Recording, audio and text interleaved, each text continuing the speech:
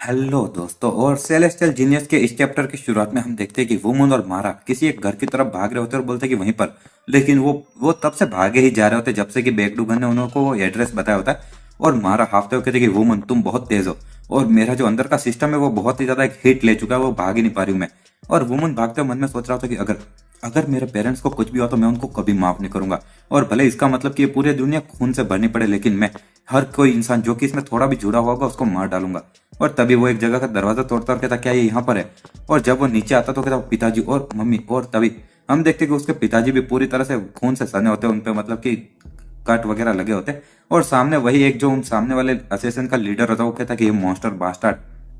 और वुमन की मम्मी उसको देख रही होती है और वुमन बोलता है कि चलो और ये सब कुछ अब मुझ पे छोड़ दो मदर। और सामने हम देखते हैं कि वुमन के पिताजी और वो दोनों खड़े होते हैं। और ये बहुत ही ज्यादा इस स्टोन चैम्बर के अंदर एक खूनी लड़ाई लड़ रहे थे इतनी देर से। और शुरू में तो जो ये मास्क वाला बंदा है ये आसानी से जो वुमन के पिताजी उनको ओवर पावर कर रहा था, मतलब कि उनको रोके जा रहा था। लेकिन बाद में उसको बहुत ज्यादा स्ट्रगल करना पड़ा जब वुमन के पिताजी का जो स्टेमिना था और अंदर की जो चीज थी वो बिल्कुल ही कम ही नहीं हुई इतने सारा देर तक उससे लड़ने के बाद भी। और उसके शरीर में एक तलवार घुसी हुई थी फिर भी। और जब उन दोनों ने एक दूसरे को अपनी लिमिट तक पुश कर दिया था तो जो ये सामने वाला असेसन था इसको एक चांस मिला था जीतने का। लेकिन ऑफकोर्स ये तभी पॉसिबल था जब उसके जितने भी साथी थे वो उसकी मदद के बीच में मारे गए। और सामने वाला इंसान कहता ये सब खत्म हुआ और तुम जरूर अभी बहुत ज्यादा थक चुके होंगे अपनी एक उंगली हिलाने के लिए भी। और तभी वुमन उसकी तरफ आता कहता रुक जाओ। और सामने वाला बंदे कहता तुम। और वुमन अपनी तलवार चलाता है और सामने वाले बंदे की दोनों आंखें ही काट डालता है। और फिर वुमन अपने पैर से उसके पेट के अंदर एक लात मारता है ची का इस्तेमाल करते हुए। और वो बंदा अपना पेट पकड़ता है और मन में सोचता है कि नहीं मैं देख नहीं सकता। और साथ ही में मेरा डेंटियन डेंटियन मतलब कि जिस शरीर के हिस्से के अंदर वो लोग अपनी ची को इकट्ठा करते हैं पेट जैसी जगह पर। और वो खत्म हो गई और वो कहता नहीं। और वो जोर से चिल्लाता मेरी आंखें। और तभी वुमन कहता पिताजी। और उसके पिताजी घुर्राए जा रहे होते और कुछ बोल नहीं पा रहे होते। वुमन कहता ये मैं हूँ पिताजी। और तभी उसके पिताजी होश में आते और वो कहते कि वुमन और हमारे बेटे और तुम्हारी जो मदर थी। और तभी वो दोनों रोने लगते और एकदम से वो जोर से रोने लगता और कहता जिन जिन मर। लेकिन तभी उसको आवाज आती कि मैं अभी तक मरी नहीं हुआ नहीं। और वुमन के पिताजी कहते क्या और तुम जिंदा हो डार्लिंग। और आगे वो उसको बोलते कहते तुम ठीक तो हो ना। और एकदम से उसकी जिन जिन बोलती है कि हाँ शांत हो जाओ। और वुमन मन में सोचता है कि ये चलो अच्छी बात है और ये सच में बहुत ही ज्यादा ठीक हुआ। और तभी वो वुमन के पिताजी उसको गले लगा के रोने लगते और वुमन की मम्मी बोलती है कि तुम मुझे मार रहे हो यार। और तभी मारा भी वहां पर आती है और वो सब देख रही होती है। और हम देखते हैं कि ऊपर से कोई चीज बंद हो जाती है। और वुमन के पिताजी कहते नहीं जिन जिन कहते कि ये तो एंट्रेंस खत्म हो गई यार। और वुमन कहता क्या ये कोई जाल था। और तभी हम देखते हैं कि उनके एंट्रेंस के ऊपर तो एक बहुत बड़ा जैसे लोहे की चीज पड़ी होती है। और हम देखते हैं कोई बोल रहा होता है कि मुंह होन आखिर क्या हुआ। और एक बंदे ने एक लीवर खींचा होता है और कहता है ये शर्म की बात है लेकिन चीजें थोड़ी सी अभी गलत जा चुकी है। और जो वुमन का पिता था सोंग डाई वुंग उसका मार्शल आर्ट हमारी उम्मीद से कई गुना ज्यादा अच्छा था। और उसके सिवाय मैंने ये भी देखा कि वुमन यहाँ पर अंदर जा रहा था इससे पहले कि मैं यहाँ पर आया। और ये बहुत ही ज्यादा मुश्किल होगा कि हम चीजों को शांति से निपटा पाए। जो रियोंग होती वो कहती तुम बास्टर्ड। और जो हमारे इनविजिबल व्हाइट लोटस के जितने भी ग्रुप के मेंबर है वो अभी भी वहां पर है और तुमने हमारे एग्जिट को भी बंद कर दिया। तो वो मुहोन कहता है कि लेकिन वो लोग ऑलरेडी सेंग डाई वुंग मतलब कि वुमन के पिताजी के वो मार्शल आर्ट से मर चुके हैं तो अभी उनकी चिंता करने की जरूरत नहीं है। जोरियोंग कहती कि क्या आखिर मैं तुम्हारे शब्दों पर कैसे भरोसा कर सकती हूँ जबकि मेरी बहन धीरे धीरे बहुत ही ज्यादा अजीब बनती जा रही तुम्हारे कारण ही। तो सामने वाला इंसान थोड़ी देर के लिए शांत हो जाता है और कहता है कि मुझे पता नहीं कि आखिर तुम किस बारे में बात कर रही हो, लेकिन उससे भी ज्यादा इंपॉर्टेंट अगर हम चीजों को ज्यादा खींचेंगे तो जो संग वो मून है वो यहाँ पर एक भागने का रास्ता ढूंढ लेगा। और तभी वो एक लीवर खींचने लगता है और कहता चलो और इस चैम्बर को उड़ा देते और इससे यहाँ पर जितने भी लोग हैं वो बहुत ही ज्यादा अच्छे से और शांति से मर जाएंगे। तभी जोरियोंग अपनी तलवार निकालते हो कहते तुम बास्टर्ड तुम अब अपनी मर्जी से जो चाहो वो नहीं कर सकते। और तभी वहां पर हेइरोंग आती है और कहती क्या हुआ। और मैंने अभी देखा कि जो एंट्रेंस है अभी पूरी तरह से बंद हो गई। जूरियोंग कहती कि सिस्टर ये मुहन। तो मोहन बोलता है कि तुम बहुत ही सही समय पर आए और मैं तुम्हें सारी चीजें एक्सप्लेन कर देता हूँ। और थोड़ी देर बाद में जो हैरियंग होती है वो बोल देते कि ओ ऐसी बात है। और सच में तो हमारे जितने भी इनविंसिबल व्हाइट लोटस ग्रुप के जो मेंबर है अब कोई जिंदा नहीं बचा है। और मैं भी हमारे किसी परिवार मेंबर जो कि हमें फॉलो कर रहे थे मुझे और उनको मैं जिंदा ऐसे गाड़ना तो नहीं चाहती हूँ। और वो मोहन कहता बिल्कुल और तुम्हें मुझ पर भरोसा करना ही होगा। और जो हेरियोंग होती है वो मन में सोचती है कि तो इसका मतलब अब उस चैम्बर के अंदर जो लोग जिंदा है वो बस जिन जिन उसका पति और साथ ही में वुमन है। और वो कहती कि ठीक है चलो तो चैम्बर को फोड़ डालो। जूरियोंग कहती कि सिस्टर। और तभी हेरियोंग कहती कि जो कुछ छोटी चीजें होती है उनका बलिदान हमें देना होता ताकि हम बड़ी चीजें हासिल कर सके। और ये हमारी जिंदगी का एक रूल है और तुम्हें भी अपने दिल को कड़क करना होगा जूरियोंग। और जूरियोंग कुछ बोल नहीं पाती फिर। और आगे वो मुंह होन कहता है कि ठीक है चलो तो ये अब मैं इसको ऐसे समझूंगा कि तुम्हारा डिसीजन ले लिया गया। और वो उस लीवर को नीचे करता है और जैसे चिंगारियां हो रही होती वुमन ऊपर देखता और कहता क्या। और तभी जिन जिन कहते क्या ये लोग इस बिल्डिंग को एक्सप्लोर करने वाले और धमाके से फोड़ने वाले। और वुमन के पिताजी कहते ये सभी बास्टार्ड्स। और तभी हम देखते हैं कि वुमन ऊपर की तरफ अपनी तलवार से हमला करता है लेकिन कुछ असर नहीं होता है। वो मन में सोचता है कि ये मेरी फेरी स्पिरिट्स वॉर्ड से भी ये जगह टूट नहीं रही है और ये जगह अंडरग्राउंड है, तो हमें पता नहीं कि आखिर यहाँ पर ऊपर की तरफ कितने ही पत्थर होंगे। और तभी हम देखते हैं कि वुमन के आसपास से ऊपर से जगह गिरने लगती है और वो लोहे की चीज भी। और तभी वुमन के पिताजी जिन जिन को गले लगाते और कहते जिन जिन, और तभी उसके सिर पर एक बड़ा सा पत्थर गिरता है और वो बेहोश हो जाता है। जिन जिन कहती हनी, और तभी वुमन बोलता है कि मदर फादर। और वो उधर पत्थरों को काटे जा रहा होता है और वो मन में सोचता है कि तुम्हें सोचना होगा वुमन जल्दी, और यही एक रास्ता है मदर फादर और मारा तीनों को बचाने का। और तभी हम देखते हैं कि ऊपर से वो लोहे की चीज भी गिरती है और फिर हम बाहर की तरफ देखते हैं कि वो पूरी झोपड़ी ही फट पड़ती है और उसमें से बस तीन ही लोग निकल के आते हैं। वो होते जूरियोंग, हेरियोंग और साथ ही में मोहन। और जो हेरियोंग होती है वो मन में सोचती अभी मेरा दिल बहुत ही ज्यादा हल्का लग रहा है जब मैंने उस कुत्ते को मार दिया और अब मैं उसको वापस कभी नहीं देखना चाहती और ना ही उसका बेटा। और अब बस एक ही चीज बची है और ये है ये जो बेनामी ऑर्गेनाइजेशन जिसका ये मोहन एक हिस्सा है और वो जल्दी से जल्दी एकदम उस पाम एम्परर को मारने में सक्सेसफुल रहे। और हम देखते हैं कि कहीं पर 2 दिन के बाद का सीन जहां पर कि हमें बताया जाता है कि जो आयरन ब्लेड हाउस था उसको 2 शॉकिंग सच्चाई का सामना करना पड़ा। सबसे पहले तो जो इनके लीडर थे मोहन, और वो एक व्हाइट लोटस ग्रुप को कहीं पर लेकर गए थे जो कि सील्ड माउंटेन सेक्ट को हराने के लिए, लेकिन वो वापस हार कर आए। और ऐसा कहा जा रहा था कि कुछ 150 लोग थे जिनकी जान चली गई और उनके बीच में बैक बियॉन हुन भी था। और उससे भी ज्यादा इंपॉर्टेंट जो लोग यहाँ पर बस उन्हीं लोगों से ये ग्रुप बना हुआ था जिसमें बहुत ही ज्यादा करीबी लोग थे इस परिवार के, और ये बहुत ही ज्यादा इनके लिए बेकार चीज थी। और दूसरी चीज ये थी कि जो जिन जिन और उसका पति और साथ ही में वुमन ये तीनों अचानक से कहीं गायब हो गए थे। और ऑफकोर्स ये फैक्ट कि उन तीनों के साथ में कुछ बुरा हुआ है वो और किसी को नहीं पता था, बस उन्हीं लोगों को पता था जो कि हेरियोंग के साथ में जो एल्डर्स थे मिले हुए वो लोग।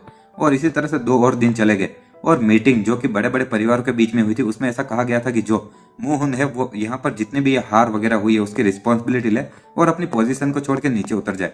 और जो मोहन था उसने कुछ मना नहीं किया और सब चीजों के लिए एग्री कर दिया। और बाद में जो अगला लीडर था वो बहुत ही ज्यादा आसानी से डिसाइड हो गया था।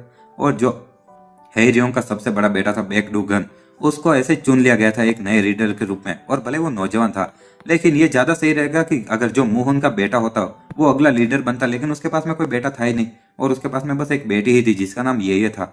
और इसी के साथ में एक और दिन चला गया और हमें बताया जाता कि क्लैन की थोड़ी स्पिरिट बढ़ाने के लिए, जो कि अभी बहुत ही ज्यादा हार से दुखी हो चुका था, और इसीलिए एक सेरेमनी मनाई जा रही थी और इसीलिए जितने भी बड़े बड़े मेंबर्स थे उनको बुलाया गया था। और हम देखते हैं कि कहीं पर जो वो बच्चे होते हैं वो मुक्का मारते कहते कि अरे यार, और जो गुनहगार है वो हमें अच्छे से पता है और क्या हम लोग बस ऐसे बैठे रहेंगे क्या। और हम देखते हैं कि उसको फ्लैशबैक याद आता है जहां पर कि वो मन में सोच रहा होता है कि जो गुनहगार थे वो हेरियोंग और जूरियोंग है। और वो कहता है कि मैंने क्लियरली तब सुना था और जो विलन से वो बेक हेरियोंग और जूरियोंग है और उन लोगों ने पक्का दूसरों को मार दिया है। और दूसरे जो बच्चे होते हैं कहते हैं ऐसा लग रहा है जैसे हमने माता पिता को ही खो दिया हो अपने। और एक बंदा मन में सोच रहा था कि जो गुनाह है वो मेरी बहन वो पूरे समय बाहर से रो रही थी और जो हेरियोंग और जूरियोंग तुमने तुमने मेरे ब्रदर के साथ में ऐसा किया और मैं तुम्हें कभी माफ नहीं करूंगा। और तभी हम देखते हैं कि सभी लोग ऐसे ही सोचे जा रहे होते और वो सोच रहे थे अगर हम बस थोड़े ताकतवर होते। और एक बंदा कहता चलो यहाँ से चलते, और अभी इंडक्शन सेरेमनी का समय हो चुका है। और कोई कहता कि हाँ, और हम लोग भी यहाँ पर बेवकूफों की तरह बैठे नहीं रह सकते। और तभी हम देखते हैं कि कहीं पर कोई बोल रहा था कि मैं तुम्हें लीडर का टाइटल देता हूँ और द मर्सिलेस आयरन ब्लेड। और कोई कहता कि थैंक यू। और इसी के साथ में हम देखते कि जो बेकडूगन होता है वो वहां पर खड़ा होता है, कहता कि मुझे यहाँ पर आयरन ब्लेड हाउस के ये सब कुछ इनहेरिट करना चाहिए और साथ ही मैं अपनी पूरी कोशिश करूंगा हेड बन के सब संभालने की। और हेरियोंग मन में सोचते चलो, और इस अब से तो मैं ये आयरन ब्लेड हाउस की बेसिकली हेड बन चुकी हूँ। और इसी के साथ में ये सेरेमनी चल रही होती है और वुमन के जो वो बच्चे होते हैं वो भी उनको देख रहे होते हैं। और हेरियोंग मन में सोचते कि हाँ, ये वुमन के जो कचरे हैं और अभी तुम लोग मुझे ऐसे घूर कर कुछ नहीं कर सकते। और वो कहते 1 मिनट रुको, और आखिर वो लोग मुझे क्यों घूर रहे हैं और बाय एनी चांस क्या इन बच्चों को पता है कि आखिर उसके बारे में कुछ। और जो वो अनाथ बच्चे होते हैं वो उस हेरियोंग को घूर रहे होते हैं और हेरियोंग मन में सोचती कि हाँ, वो मन के कचरों कहीं को, और तुम लोग मुझे घूर कर कुछ नहीं कर सकते। और वो सोचते 1 सेकंड रुको, और आखिर वो लोग मुझे घूर क्यों रहे और बाय एनी चांस क्या उन बच्चों को कुछ पता हो सकता है। और आगे वो पीछे खड़े एक आदमी से कहते कि चलो, और जब ये सेरेमनी पूरी हो जाए तो एक अच्छा मौका ढूंढना और बाद में यहाँ पर ये जितने भी सॉन्ग फैमिली के ये लोग थे उससे रिलेटेड जितने भी लोग हैं सबको मार देना, भले वो लोग नौकर हो या गार्ड्स हो दोस्तों। तो वो एक बंदा कहता यस मैम।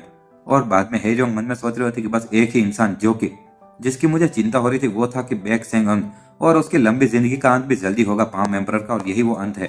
और इसी के साथ में हम देखते हैं कि तभी वहां पर जो वुमन के साथ में टाइगर होता है वो भागते हुए आ रहा होता है और वो एकदम से उस हेरियोंग की तरफ बढ़ता है, लेकिन एक जो बंदा होता है वो अपनी तलवार चलाकर उसको काट देता है। और दूसरे जो बच्चे होते हैं वो कहते हैं ईयून, और जो ईयून होती है वो जमीन पर गिर जाती है। एक बंदा कहता है 1 मिनट, ये तो वही है ना वो मून का व्हाइट टाइगर। और दूसरा बंदा कहता है 1 मिनट, लेकिन ये पूरे उस परिवार के साथ में मर नहीं गया था क्या? और जो ये होती है वो मन में सोचती ईयून। और तभी वो बंदा कहता तुम बच्चे, और क्या तुम अपने मालिक के कारण पागल हो गए क्या? तुम्हारी हिम्मत कैसे हुई ऐसे बाहर आकर घुराने की? और लेकिन वो और मारे जा रहा होता ईयून को।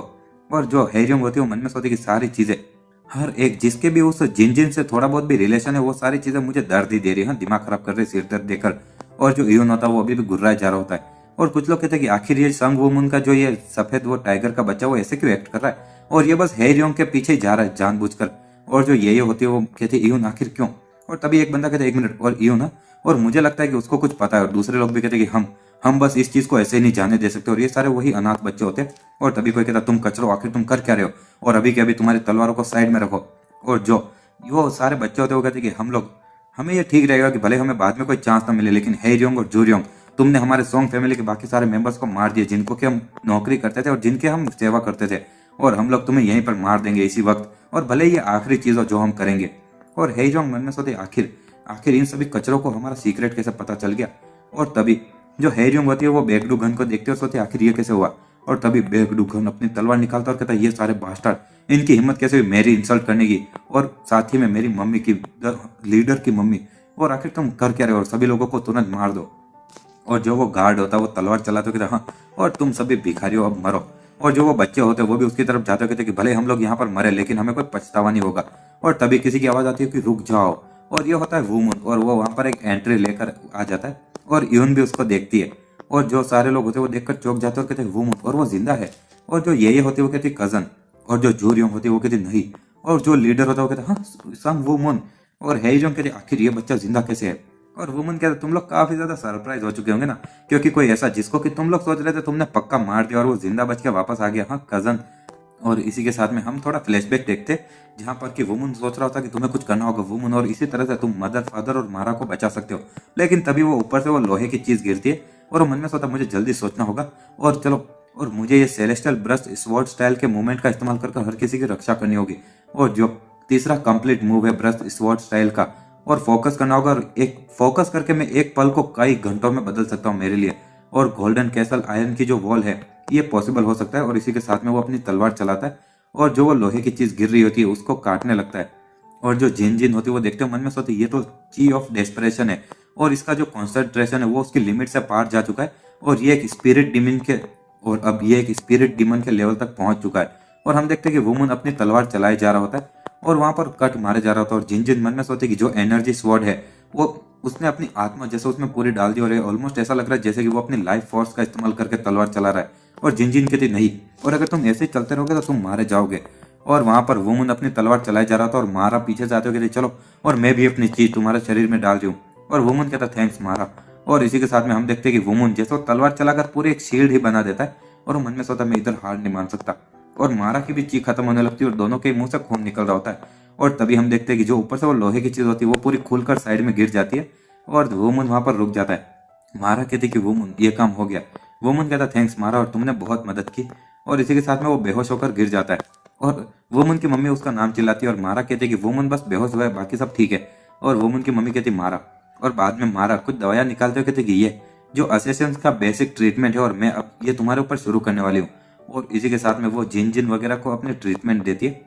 और आगे हम देखते हैं कि मारा वो वुमन के पिताजी को देखते हुए कहती जो बालू है वो बेहोश हो गया, लेकिन उसकी जो मसल्स है वो अपने आप से हील हो रही है। जिन कहती कि भले ही हम लोग ये बोले कि उसकी बॉडी अपने आप हील हो रही है, लेकिन मारा वो जरूर मर जाता अगर ये तुम्हारे ट्रीटमेंट के कारण नहीं होता। और मैं सच में बहुत ही ज्यादा शुक्रगुजार हूँ तुम्हारी।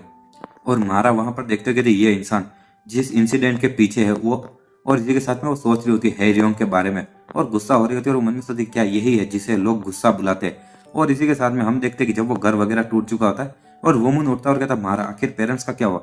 मारा कहती दोनों ठीक है और सो रहे, और उनको ट्रीट किया जा रहा है। और वुमन कहता थैंक गुडनेस, और थैंक्स मारा। और वो मन में सोता है कि हम अभी एक हील होने का एक ही रास्ता है, और मेरे डैमेज हुए डेंटियन को। और तभी हम देखते हैं कि वो उसी एलिक्सर का एक और बूंद पी लेता है, और जब वो ऐसा करता है तो वो वापस ध्यान लगाने लगता है और सोचता है कि अनब्रेकेबल सेलेस्टियल मास्टर का जो आर्ट है वो मेरे डेंटियन को हील कर देगा। और आगे कहता मारा तुम्हें भी इसमें से एक बूंद पीनी चाहिए और इससे तुम्हारी मदद होगी। और वो मन में सोचता है अगर ये मारा है तो मैं उस पर भरोसा कर सकता हूँ। और मारा भी उसमें से एक बूंद पीती है, और वो भी ध्यान लगाने लगती है। आगे हम देखते हैं कुछ समय के बाद में वुमन बोलता है कि मदर फादर, और ये बहुत ही ज्यादा अच्छी चीज है और जो मारा का इमरजेंसी ट्रीटमेंट है वो काम कर रहा है। और आगे वो रोते हुए कहता है कि ये एकदम अच्छे से काम कर रहा है। और तभी वो अपने दोनों हाथ उनकी तरफ करता है और वो सोचता है कि चलो इतनी ची के साथ में मैं अभी अगले कुछ दिनों तक टिक सकता हूँ, और अगर मैं अपनी ताकत को मारा के साथ में कंबाइन करूँ तो हम इस जो ऊपर से जितनी भी चीजें गिरेगी उनके सामने रुक सकते हैं और ऊपर की तरफ हॉल कर सकते हैं और बैक है रियोंग। और जब मैं जिंदा लौटूंगा तो मैं तुम्हारी सारी चीजों को खत्म कर दूंगा, भले कुछ भी हो जाए। और इसी के साथ में हम 5 दिन बाद का सीन देखते हैं, जबकि वुमन वहां पर वो खोद कर बाहर आ जाता है और कहता चलो जल्दी से, और ये काम हो गया। और अभी हम नोबल ली के व्यापारी ग्रुप जहां पर की सियोन होती है वहां का सीन देखते हैं, जहां पर कि कोई बोलता है कि नहीं, और आखिर तुम सभी लोगों को इतनी चोट क्यों लगी हुई है, और जल्दी से कोई डॉक्टर को बुलाओ। वुमन कहता है कि कामरेड, और चलो मुझे मेरा मानना है कि तुम ठीक तो हो ना। और सियोन कहती है हाँ बिल्कुल, लेकिन आखिर तुम लोगों को क्या हुआ, और कामरेड, और आखिर तुम मुझे ऐसे क्यों बुला रहे हो। वुमन कहता है कि मेरे पास में अभी ज्यादा समय नहीं है तो इसीलिए मैं तुम्हें जल्दी जल्दी बता देता हूँ। और थोड़ी देर बाद में वुमन बोलता है कि बस ये सारी चीजें हुई और अब इसके बाद में मुझे तुमसे एक एहसान मांगना है। सियोन कहते हैं आखिर वो क्या है। और तभी वुमन पीछे जाता है और उसके मम्मी पापा और मारा तीनों के गले पर मारकर उनको बेहोश कर देता है। और आगे वो कहता है कि मैं जल्दी वापस आऊंगा तो तुम मेरे परिवार का मेरे लिए ध्यान रखना, समझ गई। सियोन कहती नहीं, और ये तो लापरवाह है, अकेला जाना। वुमन कहता नहीं, ये लापरवाह नहीं है और तुम्हें मुझ पर भरोसा नहीं क्या। तो सियोन कहते नहीं, मुझे तुम पर भरोसा और इसीलिए तुम ये मत करो, मतलब कि तुम्हारे नाना जी पाम एम्परर से भी तो बात कर सकते हो जब तुम्हें उनसे अगली बार मिलोगे। तो वुमन कहता है कि नाना जी ने मुझ पर भरोसा किया था और चले गए थे, इसलिए मुझे ये करना ही होगा। सियोन कहते तो मैं भी तुम्हारे साथ में चलूंगी, और 2 हाथ से तो 4 हाथ बेहतर ही होते नहीं। वुमन कहता है कि ये और भी ज्यादा खतरनाक है तुम्हारे साथ में जाना अकेले जाने से, तो क्योंकि अभी अभी तुम मेरे लिए बस एक बोझ जैसी रहोगी जिसका मुझे ध्यान रखना पड़ेगा। और सियोन रोते के लिए तो, और वुमन मन में सोचे कि अगर मैं उससे इस तरह से बात नहीं करूंगा तो वो मुझे फॉलो करेगी किसी भी कीमत पर, और बस तुम इंतजार करो हे जियोंग, और मैं जल्द ही आकर तुम्हें क्रश कर दूंगा। और ऐसा बोलते हुए हमारा ये चैप्टर भी यही खत्म होता है। जो सियोन होती है वो बोलती होती है कि चलो मुझे भी अपने साथ में लेकर चलो तब तो, क्योंकि 4 हाथ 2 हाथ से तो बेहतर ही होते। तो वुमन बोलता है कि नहीं, तुम्हारे साथ में जाना तो और भी ज्यादा खतरनाक होगा अकेले से जाने से भी, क्योंकि मेरे लिए अभी तुम बस एक बोझ हो जिसका कि मुझे ध्यान रखना पड़ेगा। और सियोन कुछ बोल नहीं पा रही होती और वुमन मन में सोचता है कि अगर मैं उससे इस तरह से बात नहीं करूंगा तो वो मुझे किसी भी कीमत पर फॉलो करेगी। सियोन कहती है कि ये बिल्कुल भी फेयर नहीं है और अब तो मैं तुम्हारे साथ में जाने की जिद भी नहीं कर सकती क्योंकि तुमने अभी भी वो कहा। तो वुमन उसके सिर पर हाथ रखते हो कहता तुम समझदार हो तो इसलिए मुझे तुम पर भरोसा है कि तुम मेरी बात समझ पाओगी, और चलो, और मैं तुम्हें पता चलेगा उससे पहले वापस भी आ जाऊंगा, तो प्लीज हो सके वो सारी चीजें इधर करने की कोशिश करना और जब तुम इंतजार करो। सियोन मन में सोचे कि मुझे तुम पर भरोसा है लेकिन फिर भी तुम्हें सुरक्षित आना होगा, लेकिन क्योंकि तुम कोई ऐसे हो अब जो मेरे लिए बहुत ज्यादा स्पेशल हो, बहुत ही ज्यादा कीमती। और वुमन वहां से जाते हो तो चलो, और मैं यहाँ पर जाकर उन सभी लोगों के लिए सब कुछ बिगाड़ कर आता हूँ और बाद में वापस यहाँ पर आ जाऊंगा। और अभी हम दूसरी जगह का सीन देखते हैं जहाँ पर कि हैरियोंग बोलती कि ओए, और आखिर तुम यहाँ पर कैसे हो। वुमन बोलता है कि तुम काफी ज्यादा सरप्राइज हो चुकी होगी ना, क्योंकि कोई ऐसा जिसको कि तुम सोच रही थी कि वो मर चुका है और तुमने मार ही डाला है और वो जिंदा बच के आ गया। हाँ कजन। तो हैरियोंग कहती कि तुम सच में एक किसी कॉकरोच से भी ज्यादा दिमाग खराब करने वाले हो, और किसने सोचा होगा कि तुम वापस जिंदा आ जाओगे। तो जो जूरियोंग होती है वो कहती सिस्टर, और वो मन में सोचती कि वो अपना गुस्सा कंट्रोल नहीं कर पा रही है और सभी लोगों के सामने अपने गुनाह उसने कबूल कर दिया यार, देखा जाए तो, और ये इडियट कही। और सभी लोग दूसरे जो होते हैं वो कहते हैं मुझे यकीन नहीं होता, और आखिर क्या इसका मतलब। तो जो वो पीले बाल वाला बंदा होता है जिसके हाथ में पंखा होता है वो मन में सोचता है कि मैंने उसको एक ऐसा ड्रग खिलाया था जिससे कि वो अपने खुद के जो खून है, मतलब कि खुद के रिश्तेदार, उनको भी मार सके और उसको ज्यादा कुछ मतलब ऐसे मन में लगे ही ना। और इसके जो इफेक्ट है वो बहुत ज्यादा ग्रेट था और उसके कारण ये सारी सिचुएशन हो रही है। लेकिन अभी के लिए तो ये सही रहेगा क्योंकि कुछ ज्यादा प्रॉब्लम नहीं हुई है। और सभी लोगों को पता है कि जो हैरियोंग है वो बेक जिन और ये वुमन वगैरह इनके परिवार से नफरत करती है, तो उसका वापस इनको जिंदा देखकर गुस्सा होने का जो रिएक्शन है इसको एक बहुत ही ज्यादा ठोस सबूत के रूप में नहीं गिना जा सकता। आगे हम देखते हैं कि हैरियोंग एक गहरी सांस लेती है और वो सामने वाला पीले बाल वाला बंदा मन में सोचता है कि हाँ, और बेक हैरियोंग वो इनक्रेडिबल यार, और वो अभी बहुत ही ज्यादा गुस्सा हो रही थी और बाद में उसने उस ड्रग के असर को एकदम से खत्म भी कर दिया और अपने आप को शांत भी कर दिया। एक बंदा कहता नहीं नहीं, और नामुमकिन, और तुम जिंदा थे। और वुमन बोलता है कि हाँ सॉरी तुम लोगों को चिंता कराने के लिए यार। और एक बच्चा बोलता है कि मुझे पता था कि ऐसा तो हो ही नहीं सकता, आप मर सकते हो। दूसरा बच्चा बोलता है कि हाँ, और आखिर उनको लगता है क्या कि हमारे मास्टर है कौन। और पहला वाला कहता है तो बाय एनी चांस क्या दूसरे लोग भी जिंदा है, और क्या सभी लोग जिंदा है। वुमन बोलता है कि हाँ वो लोग जिंदा है तो तुम चिंता मत करो, और सभी लोग बोलते हैं कि कितनी अच्छी बात है, और आपस में रो रहे होते। और वुमन ने यून को अपने हाथों में उठा रखा होता है और फिर वो अपनी ची उसमें डालते कहता है सॉरी यून, और तुम एक इंसान नहीं हो तो मुझे पता नहीं कि आखिर मैं अपने ये सेलेस्टियल मास्टर के इमोर्टल आर्ट से तुम्हारे घाव को ठीक कर सकता हूँ कि नहीं। और यून मियाओ मियाओ कर रही होती बिल्ली की तरह। और वुमन को देखता और कहता एक मिनट, और मैं उसके शरीर के अंदर के स्ट्रक्चर को ऐसे देख पा रहा हूँ जैसे कि ये मेरी ही बॉडी हो।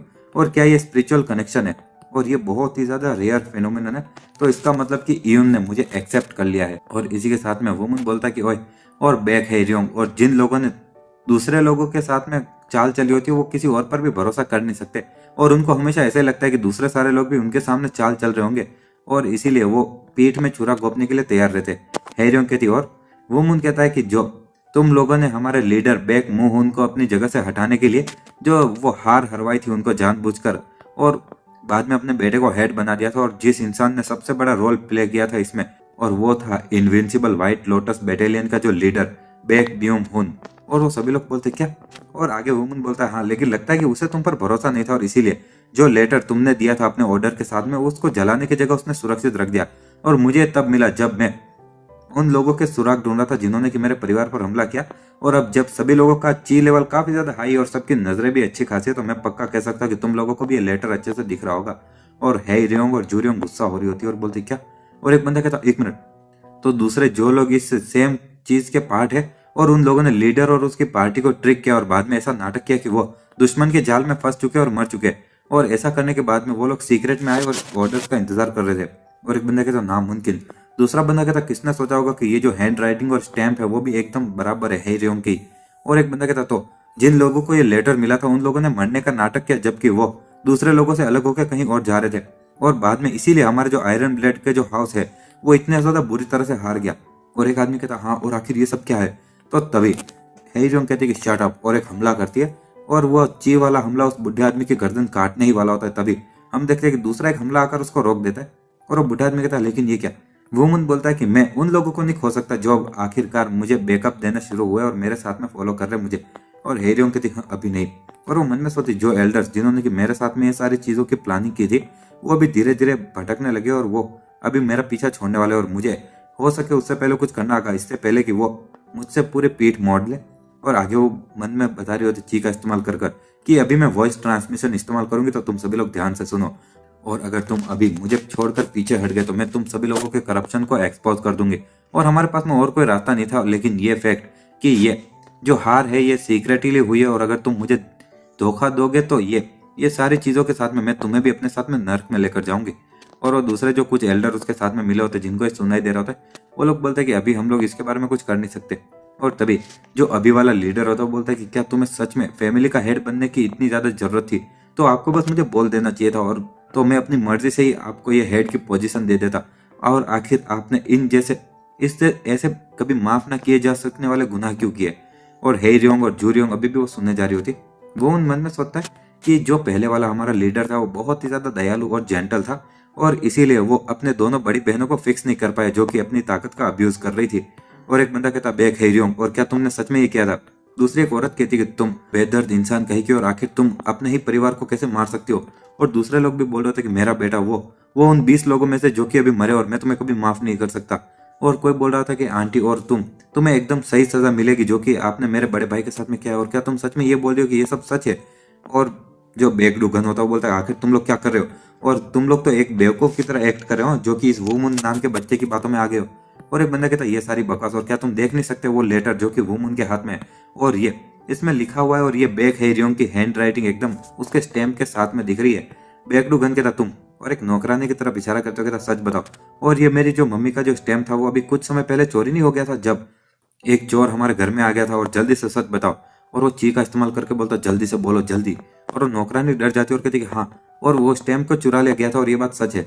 और आगे वो बेगडू गन कहता तुम बदमाश बच्चे कहिए, और एट लास्ट हमें पता चल गया कि आखिर मेरी मम्मी का वो स्टैम्प किसने चुराया था, और तुम्हारी हिम्मत कैसे हुई मेरी मम्मी के वो स्टैम्प को चुरा कर एक नकली लेटर बनाने की। और वुमन ऐसे चुपचाप देख रहा होता है। एक बुढ़ा आदमी कहता तुम्हें क्या लगता है कौन ऐसी ये फालतू और जल्दीबाजी वाली स्टोरी पर यकीन करेगा, और जो हैंड राइटिंग है वो बिना किसी शक के बैक हैरियोंग की ही है। और उसके सिवाय जो हैरियोंग है अभी अभी मुझे मारने की भी उसने कोशिश की थी, और ये उसके खुद के गुनाहों को मानने जैसा है नहीं। तो बेगडू गन कहता नहीं वो बात नहीं, और मेरी मम्मी बस थोड़ी गुस्सा हो चुकी थी क्योंकि वो सारे एल्डर जो कि वुमन की बातें सुन रहे थे और उसके तरफ बहक जा रहे थे, और इसीलिए। तो वो बुढ़ा आदमी कहता हाँ ये भी साला बच्चा भी उसकी माँ जैसे ही है। और इसी के साथ हमारा ये कि जो जूरियोंग होती है वो मन में सोच रही होती है ऑफकोर्स ये जो कहानी ये जल्दबाजी में बनाई गई, और तुम ये सुनकर ही बता सकते हो अगर तुम थोड़ा सा भी सोचोगे। लेकिन वो लोग जो हमारे घर के हैं उनका जो कनेक्शन है वो हमारे साथ में बहुत ही ज्यादा गहरा है, इस वुमन से तो ज्यादा ही। और दूसरी तरफ देखा जाए तो मेरे और मेरी बहन का जो डर है वो जड़ों के अंदर इनके अंदर घुसा हुआ है और वो लोग अभी यहाँ पर हमारे सामने गद्दारी करने की कोशिश नहीं करेंगे। और भले वुमन यहाँ पर सच बोल रहा हो, लेकिन अगर तुम उसकी बातों का यकीन करोगे तो तुम अपनी जिंदगी को खतरे में डाल दोगे और तुम तो एक सुरक्षित रास्ता ही चुनोगे और हमें ज्वाइन करना चाहोगे नहीं। और दूसरे लोग बोलते कि हाँ हाँ, और ऐसा तो हो ही नहीं सकता। और सभी लोग रोते हुए बोलते कि हाँ बिल्कुल, और मेरा बेटा कभी घर को धोखा नहीं दे सकता। और एक औरत भी बोलती कि हाँ, मेरा बेटा कोई ऐसा मर्द नहीं है जो कि ऐसे रणभूमि को छोड़कर चला जाएगा बस एक लेटर के कारण। वो मन में सोचता है कि जैसा मुझे लगा था। और यहाँ पर ज्यादा लोग हैं जिनको की सच्चाई का पता है, लेकिन वो मान नहीं पा रहे उसको। और कुछ ऐसा इसलिए क्योंकि वो लोग ये एक्सेप्ट नहीं कर सकते कि उनका परिवार वाला जो है, जो मर चुका है, उसने परिवार को धोखा दिया है। और दूसरे लोग इसलिए क्योंकि वो उस हेरोंग और उसके लोगों के द्वारा बदला लिए जाने से डरते हैं। और तभी वो सभी लोग बोल रहे थे कि हाँ, और हमारे बच्चे को ऐसे नहीं जो कि घर को गद्दारी में फेंक दे, और वो लोग कभी भी अपने परिवार को खतरे में नहीं डालेंगे ताकत के लिए। और मैं पक्का कह सकता हूँ कि मेरा बेटा बहुत ही ज्यादा वो लड़ाई के अंदर ही मारा गया, घर की मौत। और वो मन में सोचा कि अरे यार, और अभी ऐसे कोई लोग नहीं है क्या जो कि इस बेहरियों के सामने खड़े रह पाएंगे। और तभी वो जोर से चिल्लाता साइलेंस, और वो इतनी जोर से चिल्लाता कि सभी लोग अपने कान पकड़ लेते।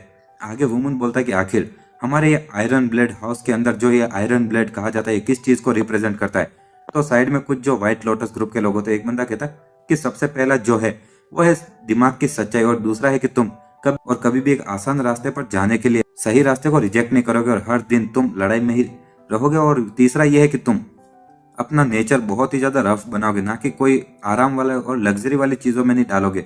तो वुमन कहता तो आखिर हमारे आयरन ब्लेड के जो अभी का घर है, और ये कोई ऐसा घर है क्या जो हमारे आयरन ब्लेड घर को रिप्रेजेंट करता है। हाँ, और वो सामने की तरफ इशारा करते हुए कहता है आखिर कब से हमारा आयरन ब्लेड हाउस ये ऐसे लग्जरी और प्लेजर के अंदर पड़ा हुआ था। और तभी जो वुमन था उसका जो अनब्रेकेबल सेलेस्टियल मास्टर का इमोर्टल आर्ट था, इसके अंदर जो एसेंस है वो पवित्रता की और टाओइस्ट मार्शल आर्ट की। तो जब वो अपने ची का इस्तेमाल करके कुछ भी बोलता था तो उसके अंदर एक ऐसा इफेक्ट होता था कि दूसरे लोगों के अंदर जैसे कोई चीज जाग जाए। और जो बेकडू घन होता कहता एक मिनट और उसकी बकवास मत सुनो और बिल्कुल भी मत, और तुम्हें पता है ना कि ये कोई समय नहीं कि ऐसी चीजें वो बोल सकता है। लेकिन तभी वो मुझ उसको एक जोरदार मुक्का मारता और कहता क्यों ना तुम अपना मुंह बंद करो और मेरी बात सुनो।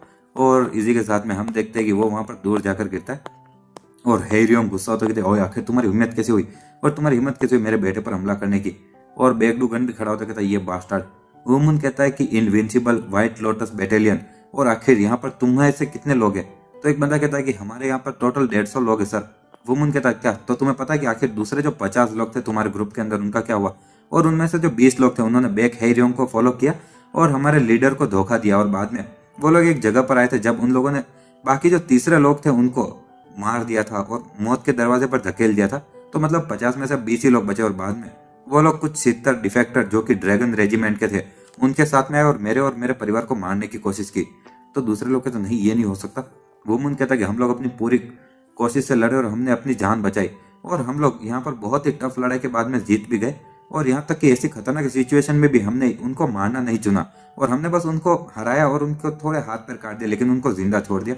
लेकिन जब हेरियोंग और जूरियोंग जो कि डर रहे थे कि उनके सीक्रेट कहीं बाहर ना निकल जाए और हमारे सर्वाइवल के कारण, तो उन्होंने उस पूरे जगह के ही बेसमेंट में बॉम्ब डाल दिया और उनको हम सभी को जिंदा ही वहां गाड़ दिया। तो वहां पर जो परिवार के दूसरे जितने भी लोग होते हैं वो आपस में बात करने लगते हैं, और जूरियोंग कहती कि वो बास्टर्ड।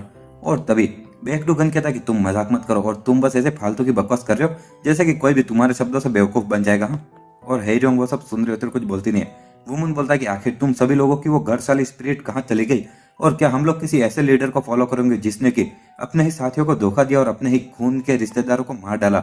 और आगे हम देखते हैं कि कोई सोच रहा होता है कि अभी और कुछ सुनने के लिए बचा नहीं, और मुझे इतने समय से मैंने जो भी देखा वही चीज पर यकीन करना चाहिए। और जो बैक ये होती है वो सामने आते कहते जिन लोगों ने हमारे परिवार को धोखा दिया है वो ताकत के लालच के अंदर, तो उनको अपने गुनाहों की सजा भुगतनी होगी। और मैं बैक ये है, और मैं आयरन ब्लेड हाउस की एक मेंबर के रूप में तुम्हारे ऑर्डर को फॉलो करूंगी। और इसी के साथ में दूसरे भी कुछ लोग होते जो आगे आ रहे होते, और एक बंदा कहता कि हमने इस इंसान की सच्चाई के बारे में पिछली लड़ाई में ही देख लिया था, और हमारा जो स्वॉर्ड रेजिमेंट है वो भी अब से सच्चाई को ही फॉलो करेगा। और एक बंदा आता कहता कि हमारा जो लायन रेजिमेंट है वो भी वुमन को ही फॉलो करेगा। और जो बेकडू गन होता है वो बोलता है आखिर तुम लोग कर क्या रहे हो, और क्या तुम लोग अभी मेरे खिलाफ होना चाहते हो, और इन सभी को मार दो, इन सभी बास्टार्ड्स को। और जो हेरियोंग होती है वो मन में सोचती है कि जो ये 10 स्वॉर्ड रेजिमेंट है और यहाँ तक कि लॉयन रेजिमेंट भी, और लगता है कि मैं एक हारती हुई लड़ाई लड़ रही हूँ। और हम देखते हैं कि कहीं पर कोई मन में सोच रहा होता है कि मुझे शुरू से पता था कि कुछ तो अजीब था, और हमारी जो mighty invincible white lotus battalion है वो बस एक छोटे से सील्ड माउंटेन सेक्ट से हार गई, और बहुत सारे दर्जन डेड बॉडीज थे जिनके की चेहरे पहचाने नहीं जा रहे थे, क्योंकि आग के हमले के कारण उनके चेहरे बिल्कुल बिगड़ चुके थे। और हम देखते कि ये व्हाइट लोटस बैटेलियन का एक वाइस चीफ होता है, और वो सामने आते हुए मन में सोच, और वो जितने भी लोग थे वो आग के हमलों से नहीं मरे थे, और उनको पता था कि वो अगर अपनी पोजीशन को छोड़ देंगे तो उनके जो ग्रुप में दूसरे भाई है वो मारे जाएंगे। लेकिन फिर भी उन्होंने अपने भाइयों को धोखा दिया और ऐसा मरने का नाटक किया, और बाद में एरिया को छोड़कर चले गए बैक हेरियोंग के साथ में। और आगे वो वाइस चीफ जो कि इनविंसिबल व्हाइट बैटेलियन ग्रुप का है, वो बोलता है कि हम भी तुम्हें ज्वाइन करेंगे वुमन। और तभी उनमें से एक बंदा आते हुए कहता है, वाइस चीफ और आखिर तुम्हारी हिम्मत कैसे हुई अपनी तलवार को लीडर की तरफ पॉइंट करने की, और मैं हमारे इनविंसिबल व्हाइट लोटस बैटेलियन के चीफ के रूप में तुम्हें ऑर्डर करता हूँ, और अभी तुम सभी लोग हेरियोंग के ऑर्डर को फॉलो करोगे। और हम देखते हैं कि दूसरे लोग बोलते हैं कि हाँ, और अब इन सब का सेंस बन रहा है, और हम लोग किसी ऐसे को बिल्कुल नहीं सहेंगे जिसने कि हमारे भाइयों की जिंदगियों को खत्म किया हो, और तुम हमारे लीडर नहीं हो, तुम बच्चे। और आज के बाद से हम लोग बस बैक सो हून हमारे वाइस चीफ को ही अपने लीडर के रूप में सर्व करेंगे। तो सामने वाला बंदा कहता अरे नहीं, और तभी एक बंदा कहता कि हाँ, और हमारे सारे जितने भी साथी मारे गए थे, और साथ ही में ये कारण कि आयरन ब्लेड हाउस ये उस छोटे से माउंटेन सेक्ट से हार गया।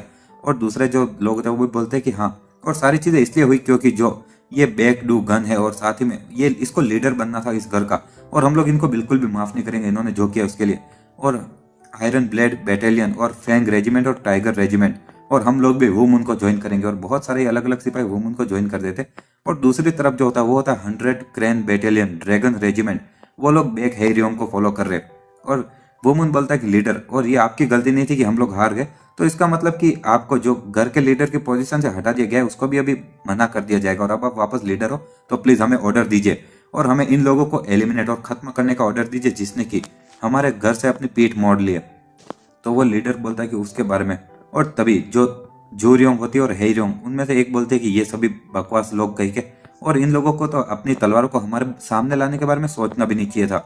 और तभी हम देखते हैं कि बहुत सारे सफेद कपड़ों में लोग वहां पर आते हैं, मास्क वाले, और बहुत सारे आ जाते हैं, मतलब कि पूरी जैसे सेना ही इकट्ठी हो गई हो, और वहां पर हेरियोंग के साइड में होते वो लोग।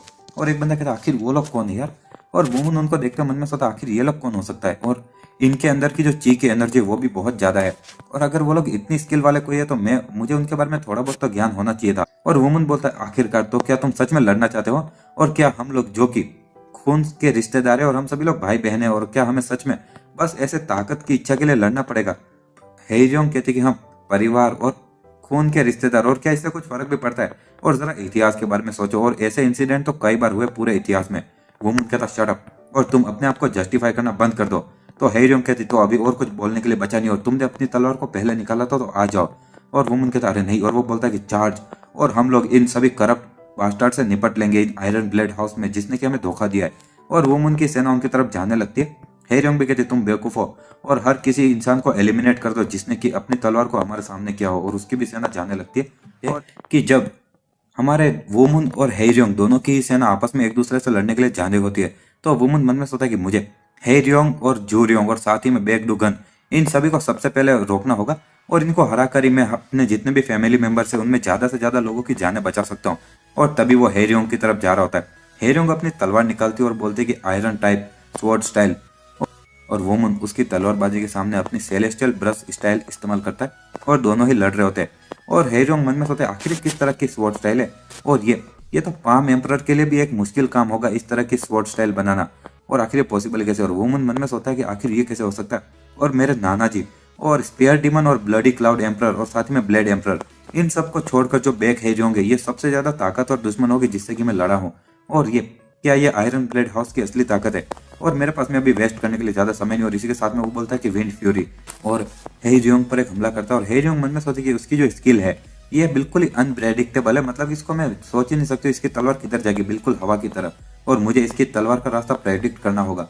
और इसी के साथ में वो वापस एक दो हमले करती है, और वुमन मन में सोचा उसने मेरे हमले की मूवमेंट को पढ़ लिया और इसको एकदम बेकार कर दिया। तो और इसी के साथ में वो अगला हमला करता है और बोलता है कि आइस स्टॉर्म, और हेरियोंग मन में सोचते कि ये विंड फ्यूरी स्किल से अलग है, और उसकी जो तलवार है वो बस बहुत ही ज्यादा शांत हो चुकी है, और देखने से तो ऐसा लगता है जैसे कि बहुत धीमी हो चुकी है, लेकिन इंपॉर्टेंट चीज ये है कि इसकी फ्लेक्सिबिलिटी जो बार बार बदलती है, और उसके पीछे का छुपा हुआ मतलब, और बस उसकी मूवमेंट में जो एक गैप मिलेगा, और बाद में मैं उसको अपनी फ्रोजन फिंगर वर्क से थोड़ा धीमा कर दूंगी। और इसी के साथ में वो ची का इस्तेमाल कर अपनी उंगलियों से कुछ हमले करती है जो वुमन को जाकर लगते हैं, और वुमन के तारे नहीं, और वो मन में सोचा हेरियोंग, और हमने बस इतने कम समय के लिए एक दूसरे से लड़ा है, लेकिन मुझे क्लियर डिफरेंस दिख रहा है। और ये इंसान, ये आज तक मैंने जितने भी लोगों से लड़ाई की है उनसे एकदम अलग ही लेवल पर है।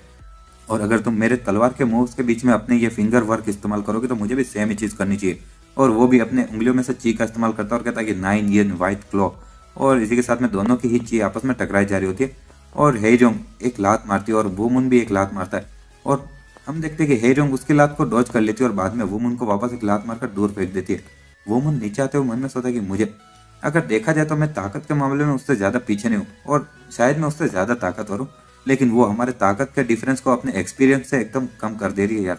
और इसी के साथ में हम देखते हैं कि पीछे से बेकडुगन, जू रियोंग और बेकडुगन का पिता, वो तीनों मिलकर और कुछ लोग जो व्हाइट यूनिफॉर्म में होते हैं वो सभी लोग हमारे वुमन की तरफ बढ़ते हैं और बोलते हैं कि मरो।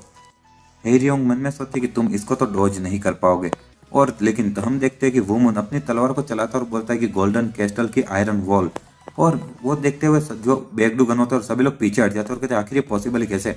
और हेरियोंग मन में सोचती क्या, और वो एक शील्ड बना रहा है अपनी तलवार को बहुत ही ज्यादा तेजी से हर एक दिशा में चलाकर।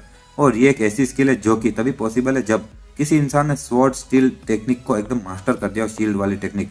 और तभी वुमन वहां पर वापस उस बेकडुगन की तरफ जाता है और अपनी तलवार से उसके कंधे में मारता है। और हेरियोंग कहती तुम बास्टार्ड और मेरे बेटे को छोड़ दो। और तभी सभी लोगों ने वुमन को घेर लिया होता है। और वुमन मन में सोचता है कि ये जो गोल्डन कैस्टल की आयरन वॉल है उसमें मेरी बहुत सारी ची खत्म हो जाती है शील्ड बनाने में। और प्लस ये ऑल आउट अटैक जो कि हेरियोंग करेगी, और इस बार मैं थोड़ी मुसीबत में आ गया। लेकिन तभी हम देखते हैं कि वुमन के पिताजी एक को मारते हुए कहते तुम्हारी हिम्मत कैसी मेरे बेटे पर हमला करने की। और वुमन जब पीछे मुड़ता है तो हम देखते हैं कि जो व्हाइट कॉस्ट्यूम में लोग होते हैं उनके गले कट जाते हैं और मारा वहां पर आ जाती है अपनी वो ब्लेड्स के साथ में। और वुमन अपनी तलवार चलाकर जू रियोंग और बेकडुगन को पीछे धकेल देता है। और वुमन बोलता है कि पिताजी और मारा। और उसके पिताजी को बोलता है कि आखिर तुम इतने ज्यादा कुछ ज्यादा ही बहादुर नहीं बन रहे हो बेटे, और तुम्हारी हिम्मत कैसे हुई ये इतना सारा तबाही मचाने की अपने पिता के बिना। मारा भी बोलती बैड बॉय। और वुमन कुछ बोल नहीं पाता है। हमें बताया जाता है कि भले वुमन ने इनके प्रेशर पॉइंट पर मारकर इनको बेहोश कर दिया, लेकिन एक कारण था कि वो लोग इतनी जल्दी होश में आकर यहाँ पर आ गए।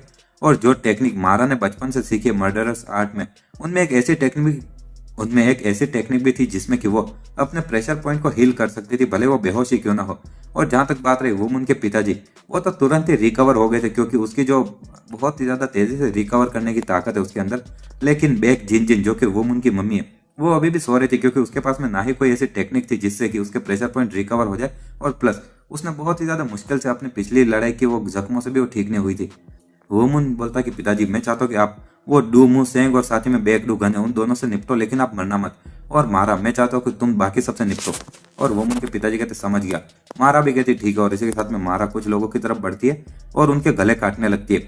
और ये वहां पर खड़ी होती है कहती तुम। और तभी पीछे से कुछ लोग आते हुए बोलते कि उसको मार दो। और हम देखते कि मारा जैसे कि एक परछाई में गायब भी हो जाती है पूरी तरह से और उन सभी लोगों के गले ही काटती है एक एक बार में। और एक बंदा मरते हुए बोल रहा था कि ये मर्डरस आर्ट है, लेकिन वहां पर कोई कुछ कर ही नहीं पा रहा होता। मारा सभी के गले काट कर उनको मारे जा रही होती है। ये बोलते कि अभी अभी हमारा चांस है और आगे बढ़ो। और दूसरी तरफ हम देखते कि वुमन के पिताजी बेकडुगन के पिताजी से लड़ रहे होते और वो सामने वाला बंदा बोलता है कि तुम भालू जैसे बास्टर्ड, और अपने भाले से एक हमला करता है और कहता है विंड स्पीयर। और वुमन के पिताजी उस पर एक मुक्का मारते और उसको दूर कर देते। और सामने वाला बंदा कहता है आखिर मेरा विंड स्पीयर भी कैसे हाथ से। और तभी बेकडुगन आते हुए बोलता है कि पिताजी चलिए और मैं आपकी मदद करता हूँ। और जब वो एक हमला करता है तो वुमन के पिताजी उसको डॉज कर लेते और बेकडुगन के साथ तुम सुअर कही और आखिर तुमने मेरी तलवार को डॉज कैसे कर लिया। और तभी वुमन के पिताजी उसको भी एक मुक्का मारते और जब उसके मुंह पर मुक्का पड़ता है तो उसका जो पिता होता है वो बोलता है मेरे बेटे। लेकिन वुमन के पिताजी उसका भी भाला पकड़ लेते और बोलते हैं कि तुम सभी बास्टार्ड्स के कारण मेरी बीवी और बच्चा ऑलमोस्ट मर चुके थे। और तभी वो बोलते कि मैं ये पक्का करूंगा कि तुम 1000 गुना ज्यादा पछताओ तुम बास्टार्ड्स। और अपने सिर से उसके सिर पर एक मारते। और अब लास्ट में जो जू रियोंग और हे रियोंग बच्चे होते हैं और वुमन उनके सामने खड़ा होता है और बोलता है कि चलो और अब इस चीज को ज्यादा लंबा खींचने का कोई कारण नहीं है नहीं, और अब हमारी पूरी ताकत लगा देते और इस लड़ाई को यहीं खत्म करते। तुम्हें कैसा लग रहा है। और जो हे रियोंग होती है उसको एक फ्लैशबैक याद आता जब वुमन की मम्मी बोल रही होती कि ये अपने ही रिश्तेदारों से ज्यादा लड़ने के बारे में कुछ अच्छी चीज नहीं हो, चलो इसको जल्दी खत्म करते। और तब भी वो जो हे रियोंग होती है और जू रियोंग दोनों की हालत खराब होती है और वो लोग बोलते हैं कि बेक जिन जिन तुम। और हे रियोंग मन में सोच रही होती कि अब मुझे और ज्यादा गुस्सा आ रहा है और मैं वापस वही गंध सूंघना चाहती हूँ। और वो सोचती 1 मिनट आखिर ये क्या था। और मैं यहाँ पर इतनी खतरनाक सिचुएशन में भी उसी एक सुगंध के बारे में सोच रही हूँ और ये ऐसा लग रहा है जैसे कि मैं कोई ऐसी जो एक किसी चीज से एडिक्टेड हो चुकी है। और आखिर ये क्या है। और हर बार मैं यहाँ पर कहीं पर भी खड़ी होती थी तो मुझे वो मुंह हॉर्न के वो अगरबत्तियों की गंध आती थी। और क्या मैंने वो सारे जो निर्णय लिए थे वो अपनी मर्जी से लिए थे? और अगर मैं भूतकाल वाली मैं होती तो क्या मैं सच में, जब तक कि मैंने इस अगरबत्ती की सुगंध को सूंघा नहीं था, तो क्या मैं अपने ही रिश्तेदारों को ऐसे मार देती? और ये बात सच है कि मुझे ताकत की बहुत ज्यादा चाहत है, लेकिन वो एकदम से थोड़ी उदास दिखने लगती है और पीछे मुड़ती है। और पीछे वही वो पंखे वाला बंदा होता है और वो कहता है ओह। और क्या उसको यहाँ पर मेरी सेलेस्टियल स्कैंट ऑफ रिसेंटमेंट के इफेक्ट के बारे में पता चल गया? और हे जोंग वहां पर वो सोचती है, लेकिन आगे वो कहती है भले कुछ भी कारण हो, और अंत में ये सारी चीजें मेरी ही इच्छा के कारण हुई। और अभी ये बहुत ज्यादा देर हो चुकी है कि मैं पीछे हटूं, और अपने अंदर से लाल ऑरा रिलीज कर रही होती है। और वो मन में सोचती जो मुंह हॉर्न है और उसके जो वो अगरबत्ती की गंध थी वो अभी कोई इंपॉर्टेंट चीज नहीं है। और वो कहती कि मैं तुम और तुम्हारी माँ से बहुत ज्यादा ऐसे मेरा दिमाग खराब हो चुका है। और जूरियोंग भी बोलते कि तुम सभी बास्टार्ड हमारे रास्ते में ही आ रहे हो और मैं तुम्हें मार डालूंगी। और वुमन मन में सोचता है कि ये समय आ चुका है और मुझे जल्दी खत्म करना होगा। और इसी के साथ में वो सोचता है कि मैं अपनी सारी बची हुई ची का इस्तेमाल करूंगा और इस ब्लॉक के साथ में इनको खत्म कर दूंगा। और इसी के साथ में जूरियोंग और हेरियोंग साथ में उसकी तरफ बढ़ती है। और इसी के साथ हमारा ये जो जूरियोंग और हेरियोंग होती है वो दोनों ही वुमन की तरफ बढ़ती है। और हेरियोंग को एक फ्लैशबैक याद आ रहा होता है कि एक लड़की, एक बहुत ही ज्यादा खूबसूरत और एकदम डॉल जैसी लड़की जो कि पाम एम्परर बैक सेंग उन वो अपने साथ में लेकर आई थी, और जिसकी कि मैं बहुत ज्यादा रिस्पेक्ट करती थी अपने पिताजी से भी ज्यादा, मतलब कि पाम एम्परर की वो रिस्पेक्ट करती थी। और पाम एम्परर जिसने कि हमेशा मुझे और मेरी बहन को बहुत ही ज्यादा अच्छे से और प्यार से रखा था। और जब भी वो हमारे घर पे रुकते थे और वो बस बेक जिन को ही एकदम प्यार कर रहे थे जिस पल से कि वो हमारे घर में आई। और हाँ सही कहा, बेक जिन, और वो एक जीनियस थी मार्शल आर्ट में, बिल्कुल तुम्हारी तरह वुमन। और वो मन में सोच रही होती है ये सारी चीजें। आगे वो सोचते कि हम लोग भले कितने भी ज्यादा ट्रेनिंग करें हार्ड, लेकिन हम उस तक पहुंच ही नहीं पाते थे। और वो वुमन से लड़ रही होती है और दोनों तीनों की ही तलवारें आपस में टकराई जा रही होती है। आगे हेजोंग मन में सोचती कि वो एक पाम एम्परर की बेटी के रूप में पैदा हुई और इसलिए जिन के पास में प्योर टैलेंट मिले थे उसके। और जिन तुम एकदम परफेक्ट पैदा हुई थी, तुम्हारे मार्शल आर्ट एकदम परफेक्ट थे और साथ ही में तुम इंटेलिजेंट भी थी। और तुम इतनी ज्यादा ब्यूटीफुल थी कि मैं और मेरी बहन तुम्हारे सामने किसी कीड़े जैसे लगते थे, जो कि एक फायर फ्लाई हो किसी बहुत बड़े चांद के सामने। और इसीलिए मैंने कोशिश की थी कि मैं तुमसे निपट पाऊँ एक अरेंज मैरिज कर तुम्हारी, वो भी नेमगोंग फैमिली के तीसरे बेटे के साथ में, जो कि उस समय का एक प्लेबॉय कहा जाता था। और उस समय तुम भाग गई ये बोलते हुए कि तुम ना ही ये अरेंज मैरिज करना चाहती हो, ना ही तुम्हें दूल्हा पसंद है, और इसलिए मैंने अपने सारे साथियों को इकट्ठा किया था और तुम्हारे पीछे गई थी। और वुमन को कुछ कट लग रहे होते। और आगे हेजोंग मन में सोचती कि उस समय मैंने कभी भी मेरे इरादे नहीं थे कि तुम्हें मारूं मैं, और हम दोनों ही रिश्तेदार थे आखिरकार। और इनफैक्ट मैं काफी ज्यादा शॉक्ड थी जब तुम भागते हुए हमारे सामने उस चोटी से नीचे गिर गई थी। और आगे वो सोती नहीं, और आखिर उन सारी चीजों का अभी जो भी हो रहा है उसके साथ में क्या ही लेना देना, और अब उसके लिए बहुत ज्यादा देर हो चुकी है। और आगे हेरोंग बोलते कि मैं तुम सभी सिख बास्टार्ड को मार डालूंगा, और यहाँ तक कि पाम एम्परर और वो कुछ जिन को भी। और साथ ही में वो बोलते कि तुम सन ऑफ अ बीच और अपनी एक माउंटेन क्रशिंग आयरन ब्लेड इस्तेमाल करती है। और वहां पर वुमन और हेरियोंग के हमले टकरा रहे होते।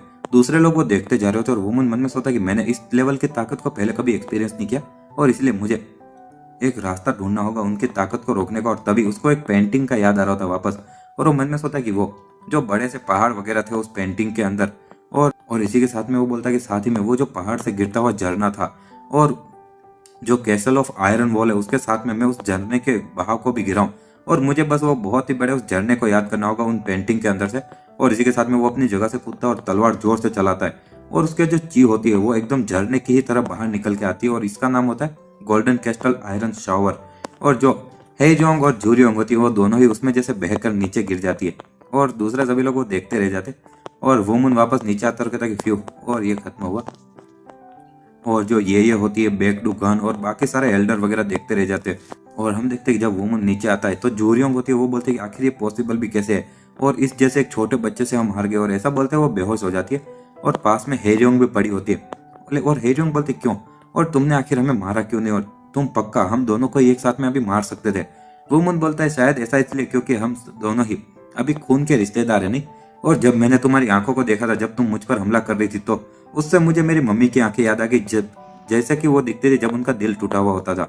और शायद ये चीज जो कि तुम लोगों को मारने के बारे में है, तो मेरी जो मम्मी है और नाना जी वो भी ये नहीं चाहते होंगे कि ऐसा कुछ हो, और उनके दिल के अंदर से वो तुम्हें कभी मारना नहीं चाहेंगे।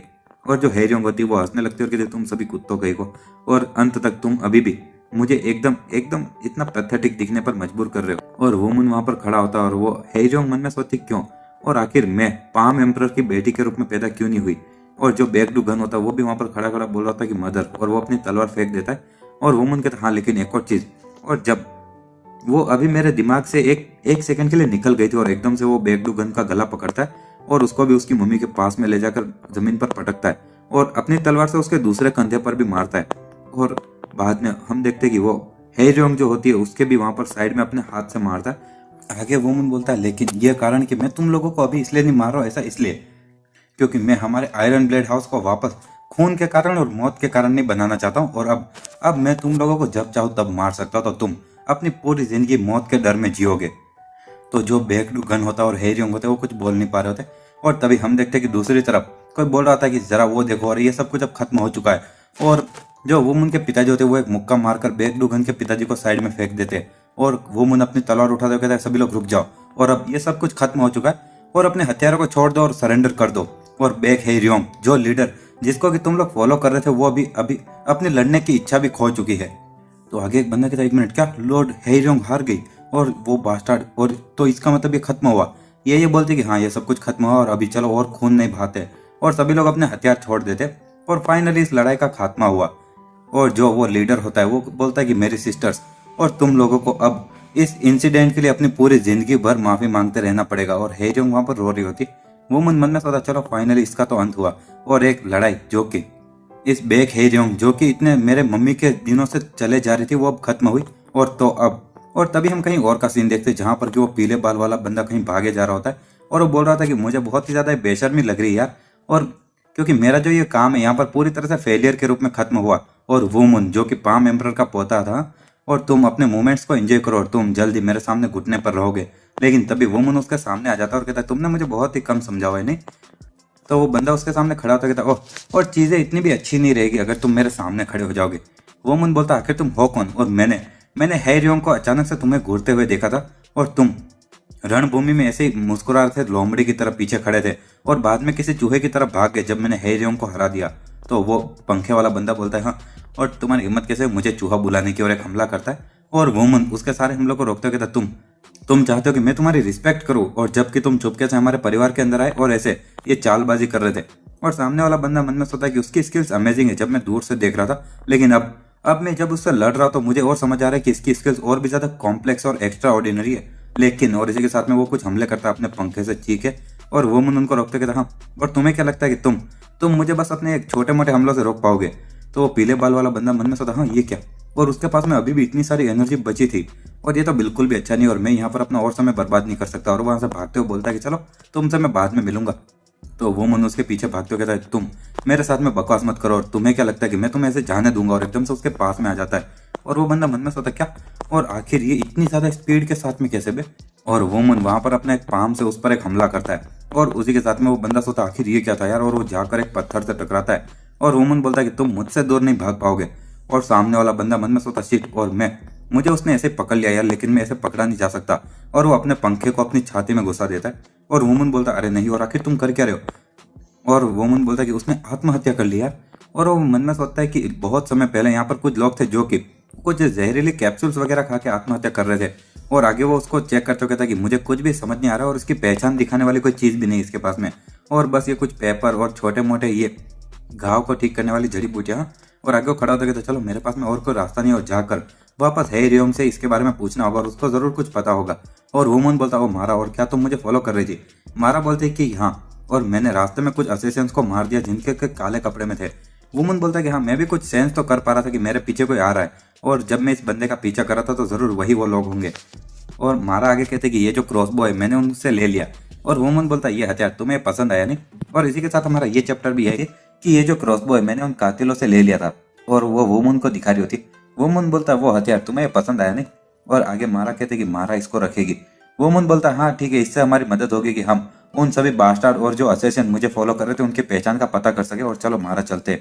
और इसी के साथ में रात हो चुकी होती है और जिस जगह पर उस बंदे ने पीले बाल वाले ने आत्महत्या की होती है और उसकी बॉडी पड़ी होती है वहां पर कोई एक आती है और अपने किसी तरह के चीप पॉइंट्स पर उस पर हमला करती है। और हम देखते हैं कि वो जो बंदा मर चुका होता है वापस जिंदा हो जाता है यार, और खून की उल्टियां करता है।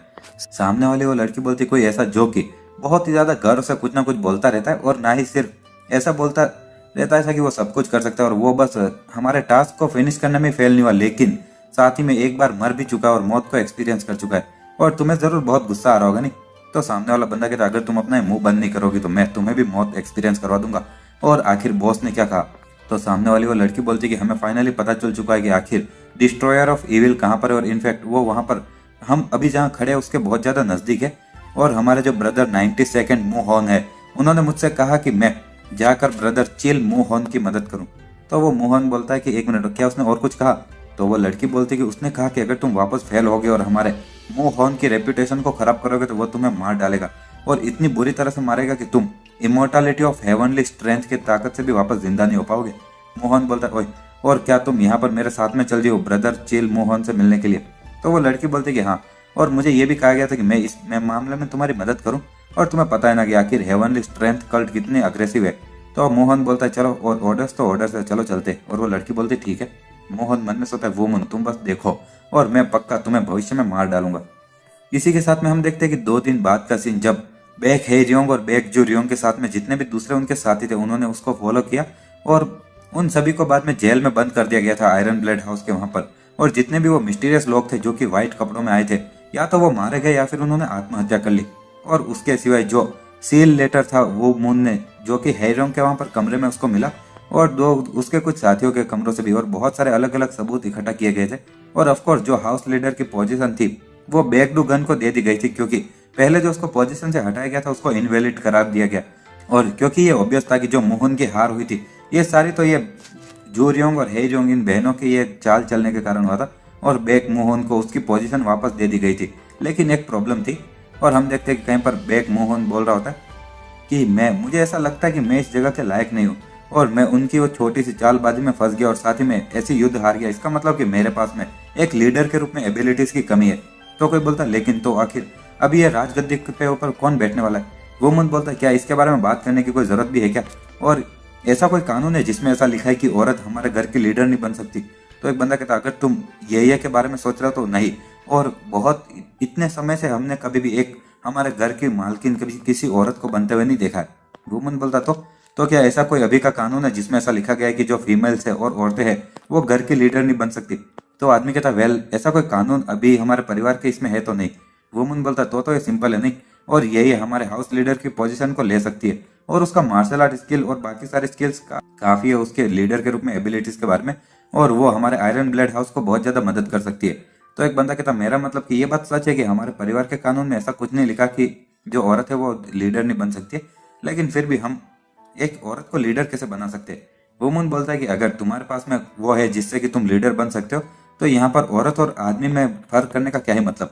और वुमन बोलता तो ये तुम लोगों को कैसा लग रहा है कि सबसे पहला जो लीडर बैक मोहन है वो अभी लीडर की राजगद्दी पर ही बैठे रहेंगे, लेकिन जो ये है वो अभी वाइस हाउस लीडर बन जाएगी और बाकी सारे काम संभालेगी। जो लीडर होता है वो कहता कि हाँ। वुमन बोलता है कि हाँ, और अगले 3 सालों तक हम लोग देख सकते हैं कि आखिर बैक ये किस तरह से काम करती है, और उसके बाद में डिसाइड कर लेंगे। तो एक बंदा बोलता है कि ठीक है हाँ, और मुझे लगता है कि हम लोग इस तरह से ये काम कर सकते हैं। वुमन बोलता है ऑफकोर्स, और ये सच में बहुत ही ज्यादा अच्छा काम करेगी। और इसी के साथ में हम देखते हैं कि वहां पर जो आयरन ब्लेड हाउस के अंदर जेल के कमरे होते हैं, वहां पर एक जगह पर हेरियोंग को रखा जाता है, और हेरियोंग बोल रही होती कि बिना किसी डर के दरवाजा खोल रहे हो, तुम जरूर वुमन होगे। वुमन बोलता है कि मैं यहाँ पर तुमसे कुछ पूछने के लिए आया हूँ, और उस दिन जब तुम वो पंखे वाले आदमी को घूर रही थी और मैंने उसको पकड़ने की कोशिश की, लेकिन उस बास्टार्ड ने आत्महत्या कर ली, और वो बास्टार्ड आखिर वो है कौन। तो हेरियोंग मन में सोचते क्या आत्महत्या, और क्या होगा कि अगर वो लोग हमसे कोई दुश्मनी रखेंगे उसके जो जिस ग्रुप का हिस्सा था, और हमारे आयरन ब्लेड हाउस पर हमला कर देंगे मोहन की मौत के कारण। और वो सोचती नहीं नहीं, और ऐसी ऑर्गेनाइजेशन जो कि इतने चुपचाप ही ऑपरेट करती है, तो लगता है कि अभी कोई सिचुएशन चल नहीं रही है और अभी तो सारी चीजें ठीक रहेगी। और आगे वो बोलती चलो, और तुम्हें ये सब पता करने की जरूरत नहीं है उस बास्टार्ड के बारे में, और उन लोगों के साथ में तो इन्वॉल्व होने के बारे में सोचना भी मत, और सब कुछ भूल जाओ। और वुमन बोलता है कि एक मिस्टीरियस ग्रुप था जिसने कि मेरे नाना जी को एक दिन हमला किया था, और उनके बीच में ब्लडी क्लाउड एम्परर भी था, और मुझे बहुत ही ज्यादा स्ट्रॉन्ग फीलिंग आ रही कि ये इंसान जो कि अभी भागा था, और साथ ही में वो इंसान, वो सभी लोग सेम ऑर्गेनाइजेशन से, क्या मैं सही हूँ। तो वो जो हेरियोंग होते वो कहते मुझे कुछ नहीं पता, और तुम्हें भी यहाँ पर ये सारी चीजों के बारे में और अंदर घुसना बंद करना चाहिए। वो मन में सोचा लगता है कि ये उससे बात करवाना तो इम्पॉसिबल होगा, और बैक हेरियोंग आखिर तुम किससे इतनी डरी हुई हो।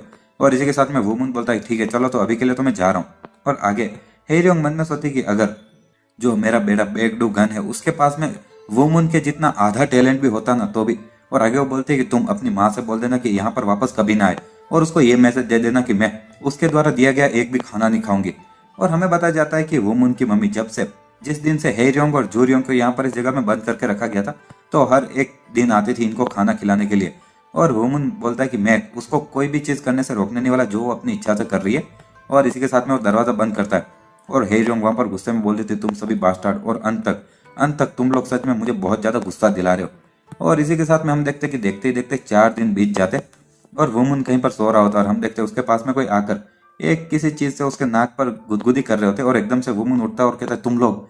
तो सियोन और वो जो दूसरी अनाथ लड़की होती है वो दोनों वहां से भाग जाते और वुमन बोलता है कि वाह, और अब यहाँ तक कि मेरी जो कॉमरेड है सियोन वो भी मेरे साथ में ऐसे मजाक करने लगी है।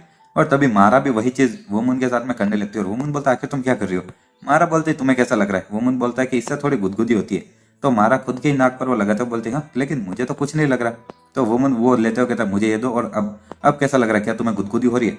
मारा बोलते कि हाँ ये थोड़ा अजीब लग रहा है।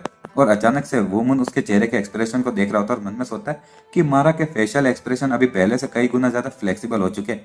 और इसी के साथ में वुमन बोलता है कि आखिर गुनाह कहाँ पर है।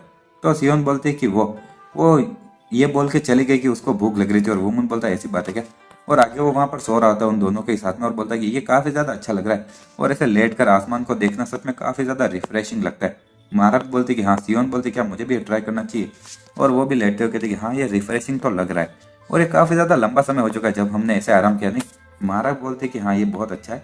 और वुमन वहां पर दोनों साइड में देखता है और मन में सोचता है कि अब मेरे आसपास में और भी ज्यादा कीमती लोग मेरे आसपास में इकट्ठा होने लगे और मैं हर किसी को खुशी और शांति देना चाहता हूँ और इन सब की रक्षा कर किसी भी कीमत पर। और इसी के साथ में हम देखते हैं बंदा आता कहता ओए मिस्टर सॉन्ग, और जो प्रैक्टिस मैच था जेहुआ और असम के बीच में वो भी शुरू होने वाला है। वुमन बोलता हूँ हाँ यार मैं भूल गया कि वो आज के ही दिन था। और इसी के साथ में वो लोग कहीं पर जाते हैं जहाँ पर कि 2 लोगों की लड़ाई हो रही होती है और वुमन वो देखते हो कहता वाह, और ब्रदर तुम्हारे प्रेडिक्शन के अनुसार नहीं लग रहा, लगता है कि जो जय हुआ है और वो आसानी से जीतने वाला है। और वुमन बोलता है तुम्हारे ओपिनियन में आखिर इन दोनों में से कौन होगा जो सबसे ज्यादा मेरी तरह लड़ता होगा।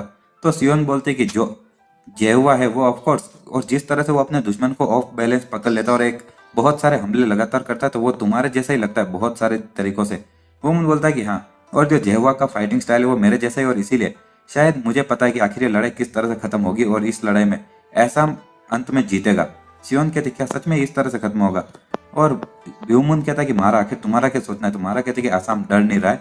वोमन बोलता है कि हाँ सही कहा। और इसी के साथ हमारा ये वोमन पूछता है कि मारा तुम्हारा क्या सोचना है। तो मारा बोलते है कि आसाम डर नहीं रहा है। वोमन बोलता है कि हाँ तुमने सही कहा, और नॉर्मली जब तुम्हारे ऊपर इतने सारे हमले होते हैं तो तुम डर जाते हो और तुम्हारा डिफेंस वो आसानी से टूट जाता है। लेकिन अभी जो आसाम है वो यहाँ पर बिल्कुल भी डर नहीं रहा, और भले वो कितने भी ज्यादा उस पर हमला हो रहा है लेकिन वो अपने शुरू से लेकर अभी तक का वो पोजीशन सेम ही रख रहा है। और हम देखते हैं कि आसाम मन में सोचता है कि एक ओपन स्पेस, और इसी के साथ में वो एक हमला करता है और सामने वाले बंदे को नीचे गिरा देता है और सामने वाला बंदे के पेट में लगती है और सोचता है ये बच्चा। और वुमन बोलता है अब रुक जाओ, और तुम्हें बहुत ज्यादा अंदर चोट लगी और इसीलिए, और जो जेवा है तुम हार चुके हो। जेवा कहता है नहीं नहीं, और आखिर तुम्हारा मतलब क्या, मैं हार गया, मैं अभी तक हारा नहीं हूँ। और वो वापस हमला करने बढ़ पड़ता है। और वुमन मन में सोचता है ये बच्चा, अभी भी इसके अंदर इतनी ज्यादा ताकत है, और मुझे लगा था कि उसे पता है कि वो दूसरे लोगों से ज्यादा टैलेंटेड है और इसीलिए बस ट्रिक्स वगैरह ही खेल रहा था, लेकिन कुछ मेहनत नहीं कर रहा था। लेकिन असल में वो मेरी उम्मीद से ज्यादा बेहतर निकला यार। और हम देखते कि असम पर हमला हुआ जा रहा होता है और जेवा को भी मार पड़ रही होती है, और सियोन बोलते कि हमें उनकी लड़ाई को भी रोकना चाहिए नहीं। वुमन बोलता नहीं, और ये ज्यादा बेहतर रहेगा कि हम उनकी लड़ाई के खत्म होने का इंतजार करें। अगर हम लोग उनको अभी रोकेंगे तो वो दोनों ही इस रिजल्ट को एक्सेप्ट नहीं करेंगे। और इसी के साथ में असम एक हमला करता है और जेवा नीचे जाकर गिरता है और वो कहता है कि डैम इट, और मैं हारना नहीं चाहता, और बेहोश हो जाता है। वुमन बोलता है ठीक है चलो, और अभी के लिए तुम रुक जाओ, और तुम दोनों ने बहुत अच्छा काम किया। असम कहता है कि थैंक यू, और वो भी नीचे गिर जाता है। वुमन बोलता है आखिर तुम लोग कर क्या रहे हो, जल्दी से जाओ और मेडिकल फैसिलिटी को यहाँ पर लेकर जाओ। और दूसरे लोग कहते हैं हाँ ठीक है सर। वुमन कहता है चलो, और मुझे भी अब उनको अलग अलग मार्शल आर्ट टेक्निक सिखाना शुरू करना चाहिए जो इन लोगों को फिट होती नहीं। और उस दिन वुमन बताता है कि मैं काफी ज्यादा टच हो चुका था जब तुम लोगों ने अपनी जान खतरे में डालकर हेरियों के सामने तलवारें निकाली थी, और भले ही कुछ भी हो जाए, और मैं वादा करता हूँ कि मैं तुम लोगों को ताकतवर बनाऊंगा, क्योंकि मुझे पता है कि तुम लोग सेम चीज वापस करोगे सेम सिचुएशन में भी। और आगे हम देखते हैं पीछे से कोई आता कहता ओह तो तुम यहाँ पर थे। वुमन बोलता ओह लीडर। लीडर बोलता है कि मुझे तुमसे बात करनी तो मुझे फॉलो करो। और इसी के साथ में हम और आगे हम इनविंसिबल व्हाइट लोटस ग्रुप का जो लीडर होता है उसके कमरे का सीन देखते हैं, जहाँ पर कोई बोल रहा था कि तुमने मुझे यहाँ पर किस कारण से बुलाया। तो जो वो व्हाइट लोटस ग्रुप का वाइस लीडर होता है वो बोलता है मुझे पता है कि असल में मैं अभी के पोजीशन के लायक नहीं हूँ, और जिसको कि मुझे दिया गया और मैं एक लीडर बनने के लायक नहीं, और इसीलिए मैं चाहता हूँ कि मैं अपने वाइस लीडर की पोजीशन पर ही लूँ। तो वुमन बोलता तो आखिर लीडर कौन बनेगा। तो सामने वाला वो वाइस लीडर बोलता है कि तुम। वुमन बोलता है क्या, और आगे वो बोलता है कि मैं चाहता हूँ कि तुम हमारे इनविंसिबल लोटस बैटालियन के लीडर बनो। वुमन बोलता है आखिर तुम क्या बोल रहे हो, और मैं कोई लीडर बनने के काबिल नहीं, और प्लस मैं अभी भी बहुत ज्यादा नौजवान हूँ, तो मैं ये नहीं कर सकता। और ये बोलते कि आखिर कौन ये चीज मानेगा जब कि तुम लीडर बनने के लायक नहीं हो, और इनफैक्ट हमें तो शुक्रगुजार होना चाहिए कि तुम हमारे लीडर का स्पॉट ले भी रहे हो, और क्योंकि तुम बहुत ही ज्यादा अच्छे हो हमारे लीडर बनने के लिए भी। वुमन बोलता नहीं, आखिर ये कैसे हो सकता है, और मैं इतना भी ज्यादा अच्छा नहीं हूँ लीडर के लिए, और प्लस मैंने आज तक कभी किसी को लीड भी नहीं किया, और प्लीज इसके बारे में वापस सोच लो। ये बोलते कि वेल, जो तुमने वहां पर अलग अलग पिछली बार हमारी लड़ाई हुई थी उसमें जो परफॉर्मेंस दिखाई, और उससे दिखता है कि आखिर तुम वैसे नहीं हो जैसा तुम सोचते हो। और जब तुमने वहां पर हे रियोंग के वो चालबाजी को भी रोका था और अलग अलग तुमने अपनी स्किल्स दिखाई थी, तो सभी लोग तुम्हारी साइड पर आए थे नहीं। और वुमन मन में सोचा यही है, बस रुक जाओ यार, और मैं ये करना नहीं चाहता हूँ। और यही मन में सोचती कि सॉरी, लेकिन और कोई रास्ता नहीं है, और तुम ही हो जिसको कि ये पोजीशन लेनी होगी। लीडर बोलते तो ये कैसा रहेगा कि मैं एक और वाइस लीडर को चुन लूंगा इनविंसिबल व्हाइट लोटस के लिए, और तो हमारे पास में 2 वाइस लीडर रहेंगे जो कि अलग अलग रिस्पॉन्सिबिलिटी संभालेंगे। वुमन बोलता आखिर इसका मतलब क्या है। लीडर बोलता है इसका मतलब कि टोटल मिला के 3 हाई अथॉरिटी होने वाली इस ग्रुप के अंदर, और हम लोग जज करेंगे कि जो लीडर है वो अभी एब्सेंट है, और वाइस लीडर उसके सारे काम कर लेंगे। और यहाँ तक कि भले तुम लीडर बन जाओ, लेकिन तुम्हें कोई लीडर का काम नहीं करना पड़ेगा, और तुम फ्रीली जैसे चाहो वैसे एक्ट कर सकते हो, और तुम्हें बस एक लीडर के रूप में एक्ट करना होगा जब यहाँ पर एक इम्पोर्टेंट बहुत ज्यादा खतरनाक लड़ाई चल रही हो तब। और वुमन मन में सोचा चलो, और तो मुझे यहाँ पर रेगुलर दिनों में लीडर के रूप में एक्ट नहीं करना है ना, ये इतना भी बुरा नहीं है। और मुझे लगता है कि मेरा मतलब कि मैं बार बार मना नहीं कर सकता अगर ये लोग इतना ही मुझसे भीख मांगते रहेंगे तो। और वुमन कहता ठीक है चलो, तो मैं वो जगह ले लूंगा। और हमें बताया जाता अभी का इनविंसिबल व्हाइट लोटस बैटेलियन का जो लीडर है वो है वुमन। और इसी के साथ में जो लीडर होता है बोलता ठीक है बहुत अच्छे, और अब तुम officially invincible white lotus battalion के लीडर बन चुके हो।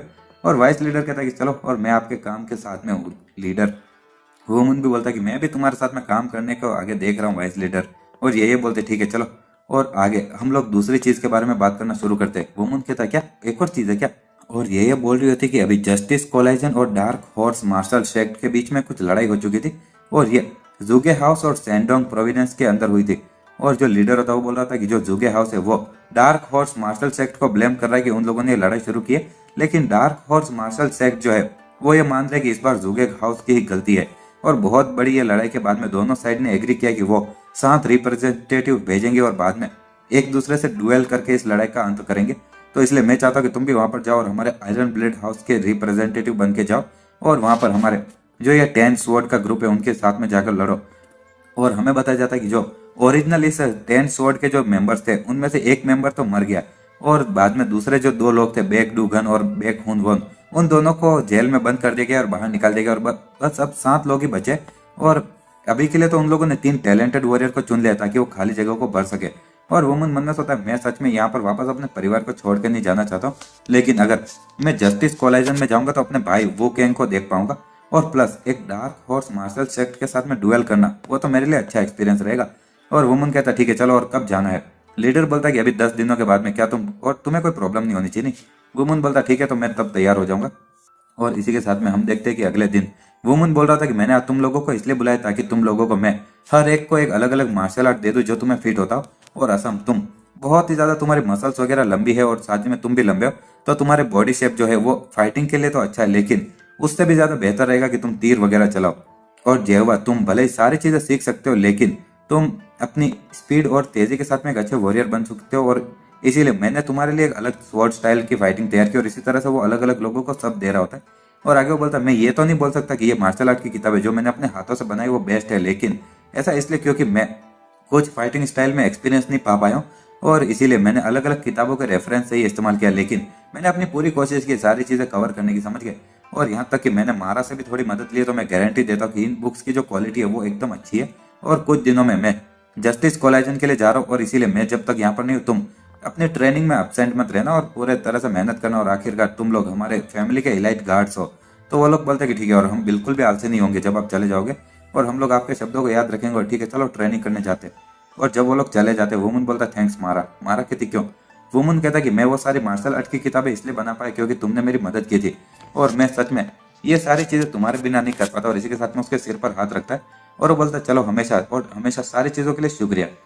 महारा मन में सोचे कि आखिर ये क्या है, और मैं इतनी गर्म क्यों हो रही हूँ, और आखिर ये किस तरह की फीलिंग है। और इसी के साथ में 9 दिन बीत जाते, और कहीं पर वुमन ट्रेनिंग कर रहा होता रात को और उसके पिताजी आते कहते कि मेरे बेटे और तुम आज वापस इतनी मेहनत कर रहे हो और क्या मैंने डिस्टर्ब कर दिया। वुमन बोलता है नहीं पिताजी और बिल्कुल नहीं। उसके पिताजी उसको देखकर मुस्कुरा रहे होते और वुमन मन में सोचता है कि वो पिछले कुछ समय से काफी ज्यादा चुप हो रहे और मदर काफी ज्यादा इंतजार कर रही थी कि वो कुछ बोले। और मेरा मानना यह है कि मुझे भी सेम चीजें करनी चाहिए। और आगे वो दोनों एक जगह पर बैठे होते हैं और उसके पिताजी बोलते बेटे तुम कुछ बोल क्यों नहीं रहे हो। वुमन बोलते कि पिताजी आप मुझे मिलना है ना, तो इसका मतलब कि आप अभी मुझे किसी चीज को बताने के लिए तैयार हो चुके हो। तो उसके पिताजी थोड़ी देर के लिए शांत हो जाते और फिर बोलते कि हाँ। और ईमानदारी से कहो तो जब वो बेसमेंट में वो जो इंसिडेंट हुआ था और उसके कारण बहुत सारी चीजें कॉम्प्लिकेटेड हो चुकी है और मेरा दिमाग वो अपने आप को ये सब संभाल नहीं पा रहा था। और वुमन बोलता है कि हाँ वो तो है। और इसी के साथ हमारा ये चल कि वुमन के पिताजी बोल रहे थे कि अभी इस मुरिम को कंट्रोल करने वाले 3 बिग फोर्स में से कौन है, मतलब कि तीनों बिग फोर्स कौन कौन सी है। तो वुमन बताता है कि सबसे पहला है जस्टिस कोलाइजन जिसके अंदर की 9 महान सेक्ट है और 1 महान क्लैन और साथ ही में 7 महान हाउस मतलब कि फैमिलीज। और दूसरा है डार्क हॉर्स मार्शल सेक्ट जो कि एक सापा फैक्शन के अंदर है। और तीसरा है कुछ लुटेरों के ग्रुप जिनको कि ब्लैक बुल गैंग बुलाया जाता है और साथ ही में उनके वो कलर एम्परर के आसपास में इकट्ठा होते हैं और यही 3 ग्रुप है। उसके पिताजी बोलते तो इन 3 फोर्स के सिवा ऐसे कौन से ग्रुप है जो एग्जिस्ट तो करते लेकिन अपने आप को कभी मुरिम की दुनिया में सबके सामने नहीं लाते। वुमन बोलता सबसे पहला हेवनली डीमन कल्ट और दूसरा होगा कि जो ऐसी जगह है जिसका नाम प्लेस ऑफ द फिनिक्स है और बाद में ऐसा सेक्ट जिसके अंदर की बस फीमेल्स ही होती है। तो आगे उसके पिताजी बोलते कि बहुत अच्छे और चलो और अभी जो फोर्स है उसके बारे में ऐसी 2 और फोर्स है जिसके बारे में कि लोग इतना ठीक से जानते नहीं और उनमें से एक था वेस्ट जीरो गेट सेक्ट जो कि 34 साल पहले पूरी तरह से खत्म हो चुका है और दूसरे का नाम है हेवनली मार्शल आर्ट सेक्ट और मैं उसको बस हेवनली आर्ट सेक्ट बुलाऊंगा। और वुमन बोलता पिताजी और उन दोनों ग्रुप में से आप कौन से ग्रुप के थे। तो उसके पिताजी को वो सारी चीजें याद आ चुकी होती है और वो बोलते कि मेरे पिताजी और तुम्हारे जो दादाजी थे वो लास्ट लीडर थे वेस्ट जीरो गेट सेक्ट के। और जो हमारा वेस्ट जीरो गेट सेक्ट था वो बहुत ही ज्यादा मतलब कि पहाड़ों के बीच में था और हमारा सेक्ट एकदम परिवार की तरह रहता था और हम लोग खुशी खुशी रहते थे बिना किसी लड़ाई वगैरह के और ना ही किसी तरह के लालच के। वुमन बोलता तो आखिर ये कोलैप्स क्यों हो गया। उसके पिताजी बोलते कि मैं तब बहुत ज्यादा छोटा था और तब मैं बस मार्शल आर्ट की ट्रेनिंग में इंटरेस्टेड था और अलग अलग ऐसे खेलता रहता था और घूमता रहता था। लेकिन मुझे एक चीज याद है कि वो चीज है कि जिसने हम पर हमला किया था हमारे वेस्ट जीरो गेट सेक्ट पर वो था हेवनली आर्ट सेक्ट। और वुमन मन में सोता हेवनली आर्ट सेक्ट। उसके पिताजी बोलते कि हाँ और दोनों ही वेस्ट जीरो गेट सेक्ट और हेवनली आर्ट सेक्ट ये दोनों मिस्टीरियस ग्रुप थे जिसको कि मुरिम के अंदर कोई जानता भी नहीं था। और ये कारण कि मेरा पूरा बचपन की याददाश्त चली गई ऐसा इसलिए क्योंकि वो इंसिडेंट इतना खतरनाक हुआ था और इसीलिए दूसरे लोगों को पता भी नहीं कि वेस्ट जीरो गेट सेक्ट पर हेवनली आर्ट सेक्ट ने हमला किया था और डिस्ट्रॉय कर दिया गया है। और मेरे पिताजी माताजी और सिस्टर और साथ ही में मेरे दादाजी और भाई सभी को मेरी आंखों के सामने मार दिया गया था और उस दिन मेरी दुनिया ही तबाह हो चुकी थी। और तब मैं बहुत ही ज्यादा कमजोर था और बाद में मेरी जो मेमोरीज थी वो इतनी ज्यादा बुरी यादें मैं याद नहीं रख सकता था और इसीलिए अनकॉन्शियसली मैंने अपनी यादों को मिटा दिया। वुमन कहता क्या तो क्या आपने बदला लेना चुना है। तो उसके पिताजी बोलते कि अगर वो दर्द भरी मेमोरीज वापस आ गई जब मैं एक अनाथ के रूप में रहता था तो मैं पक्का पूरी जिंदगी बदला लेने के लिए बिताता लेकिन अब मैं वो नहीं कर सकता। लेकिन जब मेरी यादें वापस आई तो मैं बहुत ज्यादा गुस्से में पड़ चुका था लेकिन तभी उसके अंत में मैं बस एक ही चीज सोच सकता था और वो थे तुम वो कैन और साथ ही में तुम्हारी माँ। और वो मुझे मन में सोचा कि मुझे उसका गुस्सा महसूस हो रहा है लेकिन उसी सेम समय पर मुझे ये भी महसूस हो रहा है कि वो अपने गुस्से को रोकने की भी कोशिश कर रहा है और मेरा मानना यह है कि वो बस अपने परिवार के लिए ये सब कर रहा है।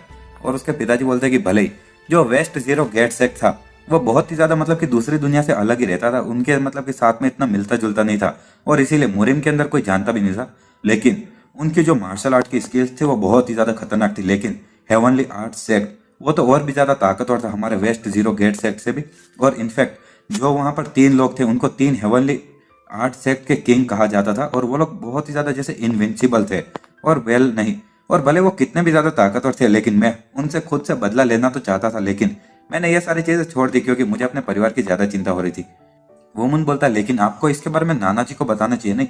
तो उसके पिताजी बोलते हैं कि असल में मैंने भी इसके बारे में सोचा लेकिन मुझे नहीं लगता है कि मेरे जो पिताजी थे और साथ ही में दादाजी उनका मार्शल आर्ट मेरे जो ससुर जी है मतलब कि वुमन के नाना जी पाम एम्परर उनसे कुछ ज्यादा कमजोर होगा। वुमन कहता क्या हेवनली आर्ट से इतना ज्यादा ताकतवर है। उसके पिताजी बोलते कि हाँ और ये बस एक थोड़ा बहुत रफ आइडिया है लेकिन इस तरह से मुझे मेरा मानना है कि वो इतने ताकतवर है। और लेकिन क्या तुम्हें पता है कि तुम बस ये सारे मुश्किलों से ऐसे ही नहीं निकल सकते भले तुम्हारे नंबर ज्यादा हो। और मुझे पता है कि जो मेरे ससुर जी है उनका मार्शल आर्ट काफी ज्यादा खतरनाक है लेकिन मेरा मानना ये है कि वो उनके लिए भी मुश्किल होगा कि वो अपने परिवार की रक्षा और उन पर हमला एक साथ में सेम समय पर कर पाएंगे। और वुमन बोलता है ऐसी बात है। और उसके पिताजी बोलते मैं तुम्हें बस इस केस में बोल रहा हूँ कि लेकिन तुम उनसे बदला लेने के बारे में सोचना भी मत।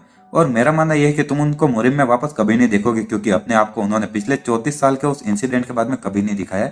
और मैंने डिसाइड किया कि मैं तुम्हें ये चीजें बता दूं, क्योंकि मैं हमेशा तो अपने परिवार से ये सारी चीजें छुपा के नहीं रख सकता था, और मेरा परिवार ही तो है इस पूरी जिंदगी में जो मेरे पास में बचा है। वुमन बोलता है कि ठीक है पिताजी। और वुमन मन में सोचता है कि अगर ये उस मिस्टीरियस ग्रुप में से एक है तो मेरा शक ये हो रहा है कि जो वो मोहन था वही उसमें से होगा, क्योंकि इनके नाम के बीच में जो अक्षर है वो भी सेम है, और मतलब कि कोरियन भाषा में सेम है, इधर इंग्लिश वगैरह में नहीं है। वुमन सोचता है कि अगर मैं अपने पिताजी का वो बदला उनकी जगह पर ले पाऊं तो। और इसी के साथ में उसके पिताजी बोलते चलो, और अब जब हम इसके बारे में बात ही करें तो मैं तुम्हें हमारे वेस्ट जीरो गेट सेक्ट का मार्शल आर्ट सिखाना चाहता हूँ, तो तुम्हें कैसा लग रहा है? वुमन बोलता है बिल्कुल, मैं भी वो सीखना चाहता हूँ, और प्लीज पिताजी मुझे वो स्किल्स सिखाइए। तो उसके पिताजी कहते ठीक है चलो, और तुम बहुत ज्यादा समझदार हो तो मुझे लगता है कि ये मैं अगर तुम्हें बस एक बार भी दिखाऊंगा ना तो भी ये सारी चीजें तुम सीख जाओगे। और वेस्ट जीरो गेट सेक्ट, उसके पास में बहुत सारी मार्शल आर्ट की स्किल्स तो थी, लेकिन दूसरी स्किल्स के बीच में जो हमारे वुमन के पिताजी थे उनको सिखाया गया था, उसमें 3 फॉरबिडन टेक्निक थी वेस्ट जीरो गेट की, और उसमें ब्रेथिंग ऑफ क्लाउड, और बाद में ट्रांसेंडेंट स्वॉर्ड स्टाइल, और फ्लॉलेस फिंगर। और ये भले ही ये अच्छी बात है कि जो ये वुमन के पिताजी थे उसकी वो बचपन की यादें भूल चुके हैं, लेकिन फिर भी अगर उसकी सारी यादें उसके पास में होती लेकिन उसने कभी मार्शल आर्ट की प्रैक्टिस नहीं की थी तो वो सारी चीजें भूल चुका होता। लेकिन जैसे ही उसको वापस अपनी यादें आई तो वो सक्सेसफुली सारे मार्शल आर्ट को याद कर पाया जो कि उसने बचपन में सीखा था, जैसे कि उसने कल ही सीखा हो। और उसके पिताजी एक तलवार की टेक्निक सिखाते और बोलते कि जो sword dance of the red dragon, और ये सबसे पहली स्किल है हमारे ट्रांसेंडेंटल स्वॉर्ड स्टाइल की। और वुमन बोलता कि पिताजी ये तो अमेजिंग था। और उसके पिताजी बोलते बेटे अब तुम ये ट्राई करो। वुमन बोलता ठीक है, और इसी के साथ में वुमन भी वो ट्राई कर रहा था, और मन में सोचा कि उसी की डेमोन्स्ट्रेशन की ही तरह जो तलवार है वो अलग अलग कलर दिखाती, और वुमन मन में सोचा कि मैं अपनी चीज ताकत का इस्तेमाल करो उस तलवार के अंदर, और रेड ऑरेंज व्हाइट और इसी तरह से अलग अलग। और जो ट्रांसेंडेंट स्वॉर्ड स्टाइल है ये एक ऐसा स्टाइल है जो कि बस ऐसे ही ची के मतलब कि भरी हुई तलवार ही नहीं बनाता, लेकिन असल में ये ऐसे फ्लेम्स ऊपर की तरफ फेंकता है जैसे कि सेम अमाउंट की ताकत जो कि उस तलवार में होती है, और ये बहुत ही ज्यादा डैमेज कर सकता है जो कि बस ऐसे ची वाली तलवार से नहीं हो सकती। और ऐसा लग रहा होता है जैसे कि ऊपर एक ड्रैगन ही जा रहा हो। और वुमन के पिताजी वो देखते हो मन में सोचते कि वो है मेरा बेटा। और मेरी डेमोन्स्ट्रेशन इतनी भी खास नहीं थी, लेकिन उसने जो अपने वो स्वॉर्ड स्टाइल दिखाया वो एकदम परफेक्ट है जैसा कि मैंने अपने बचपन में देखा था। और ये ऐसा लग रहा है जैसे कि मैं अपने ही पिताजी को वापस देख रहा हूँ। और वो रो रहा होता है, और वुमन देखते कहता है पिताजी आखिर क्या हुआ? उसके पिताजी कहते नहीं नहीं, मेरी आंख में कुछ घुस गया था, और चलो इतना काफी है स्वॉर्ड स्टाइल के लिए, और चलो अब मैं तुम्हें फ्लॉलेस फिंगर की टेक्निक सिखाता हूँ। वुमन बोलता ठीक है, और इसी के साथ में वो एक टेक्निक इस्तेमाल करता है, और उसकी उंगलियों से ची वगैरह निकलती है और वो पत्थर पर टकराती है। उसके पिताजी बोलते बहुत अच्छे, और सच में ये खुशकिस्मती है कि मुझे तुम्हारे जैसा बेटा मिला है। वुमन बोलता बिल्कुल, और आखिर मैं किसका बेटा हूँ? और तुम्हारा ही तो। और उसके पिताजी भी बोलते कि हाँ हाँ। और वुमन मन में सोचा आखिर कितना समय हो चुका है जब मैंने उसको इस तरह से हंसते हुए देखा। और तभी वहां पर कोई आते हुए कहता कि मैं तुम्हें परेशान तो नहीं करना चाहता, लेकिन जो एल्डर है वो तुम्हें ढूंढ रहे। वुमन बोलता है क्या? और इस इतनी देर से, और आखिर क्या चल रहा है? और हम देखते हैं कहीं पर वुमन जाता है और एक बंदा बोलता है तो आप आ गए वुमन, और वेलकम। और वुमन बोलता है आखिर आप इतनी रात को सोने की जगह पर ये सब क्या कर रहे हो? तो एक एल्डर बोलता है कि जस्टिस कॉलेजन पर जाने की जगह पर हमारे पास में एक और इम्पोर्टेंट मैटर है तुम्हारे साथ में बात करने के लिए। और वो लोग बोलते हैं कि जैसा तुम्हें पता है, और हमारा आयरन ब्लेड हाउस वो दूसरे घरों से अलग है, और हम लोग हमेशा बाहर की तरफ खुले में रहते हैं, और इसीलिए हमारे परिवार का मोटो है कि हम वैगाबॉन्ड्स की तरह ही जिएंगे। लेकिन हमारा जो फैमिली मोटो है वो बहुत ही बदल चुका है, क्योंकि हम बहुत ही ज्यादा आराम की जिंदगी जीने लगे पिछले कुछ 20 सालों से। इसी के साथ हमको एक एल्डर बोल रहा होता है कि जैसा आपको पता है वुमन और हमारा आयरन ब्लेड हाउस वो दूसरे सभी घरों से अलग है, और हम लोग खुले में रहना पसंद करते हैं, और हमारे परिवार का मोटो है कि हम हमेशा वैगबॉन्ड्स की तरह रहते हैं। वैगबॉन्ड मतलब कि आवारा, जो कि इधर उधर भटकते रहते हैं, जो कि वुमन के नाना जी है ही पाम एम्परर। और इसी के साथ में एक दूसरी एल्डर बोलती है लेकिन हमारा फैमिली मोटो बदल चुका है, क्योंकि हम पिछले 20 सालों से बहुत ही ज्यादा आराम की जिंदगी जी रहे।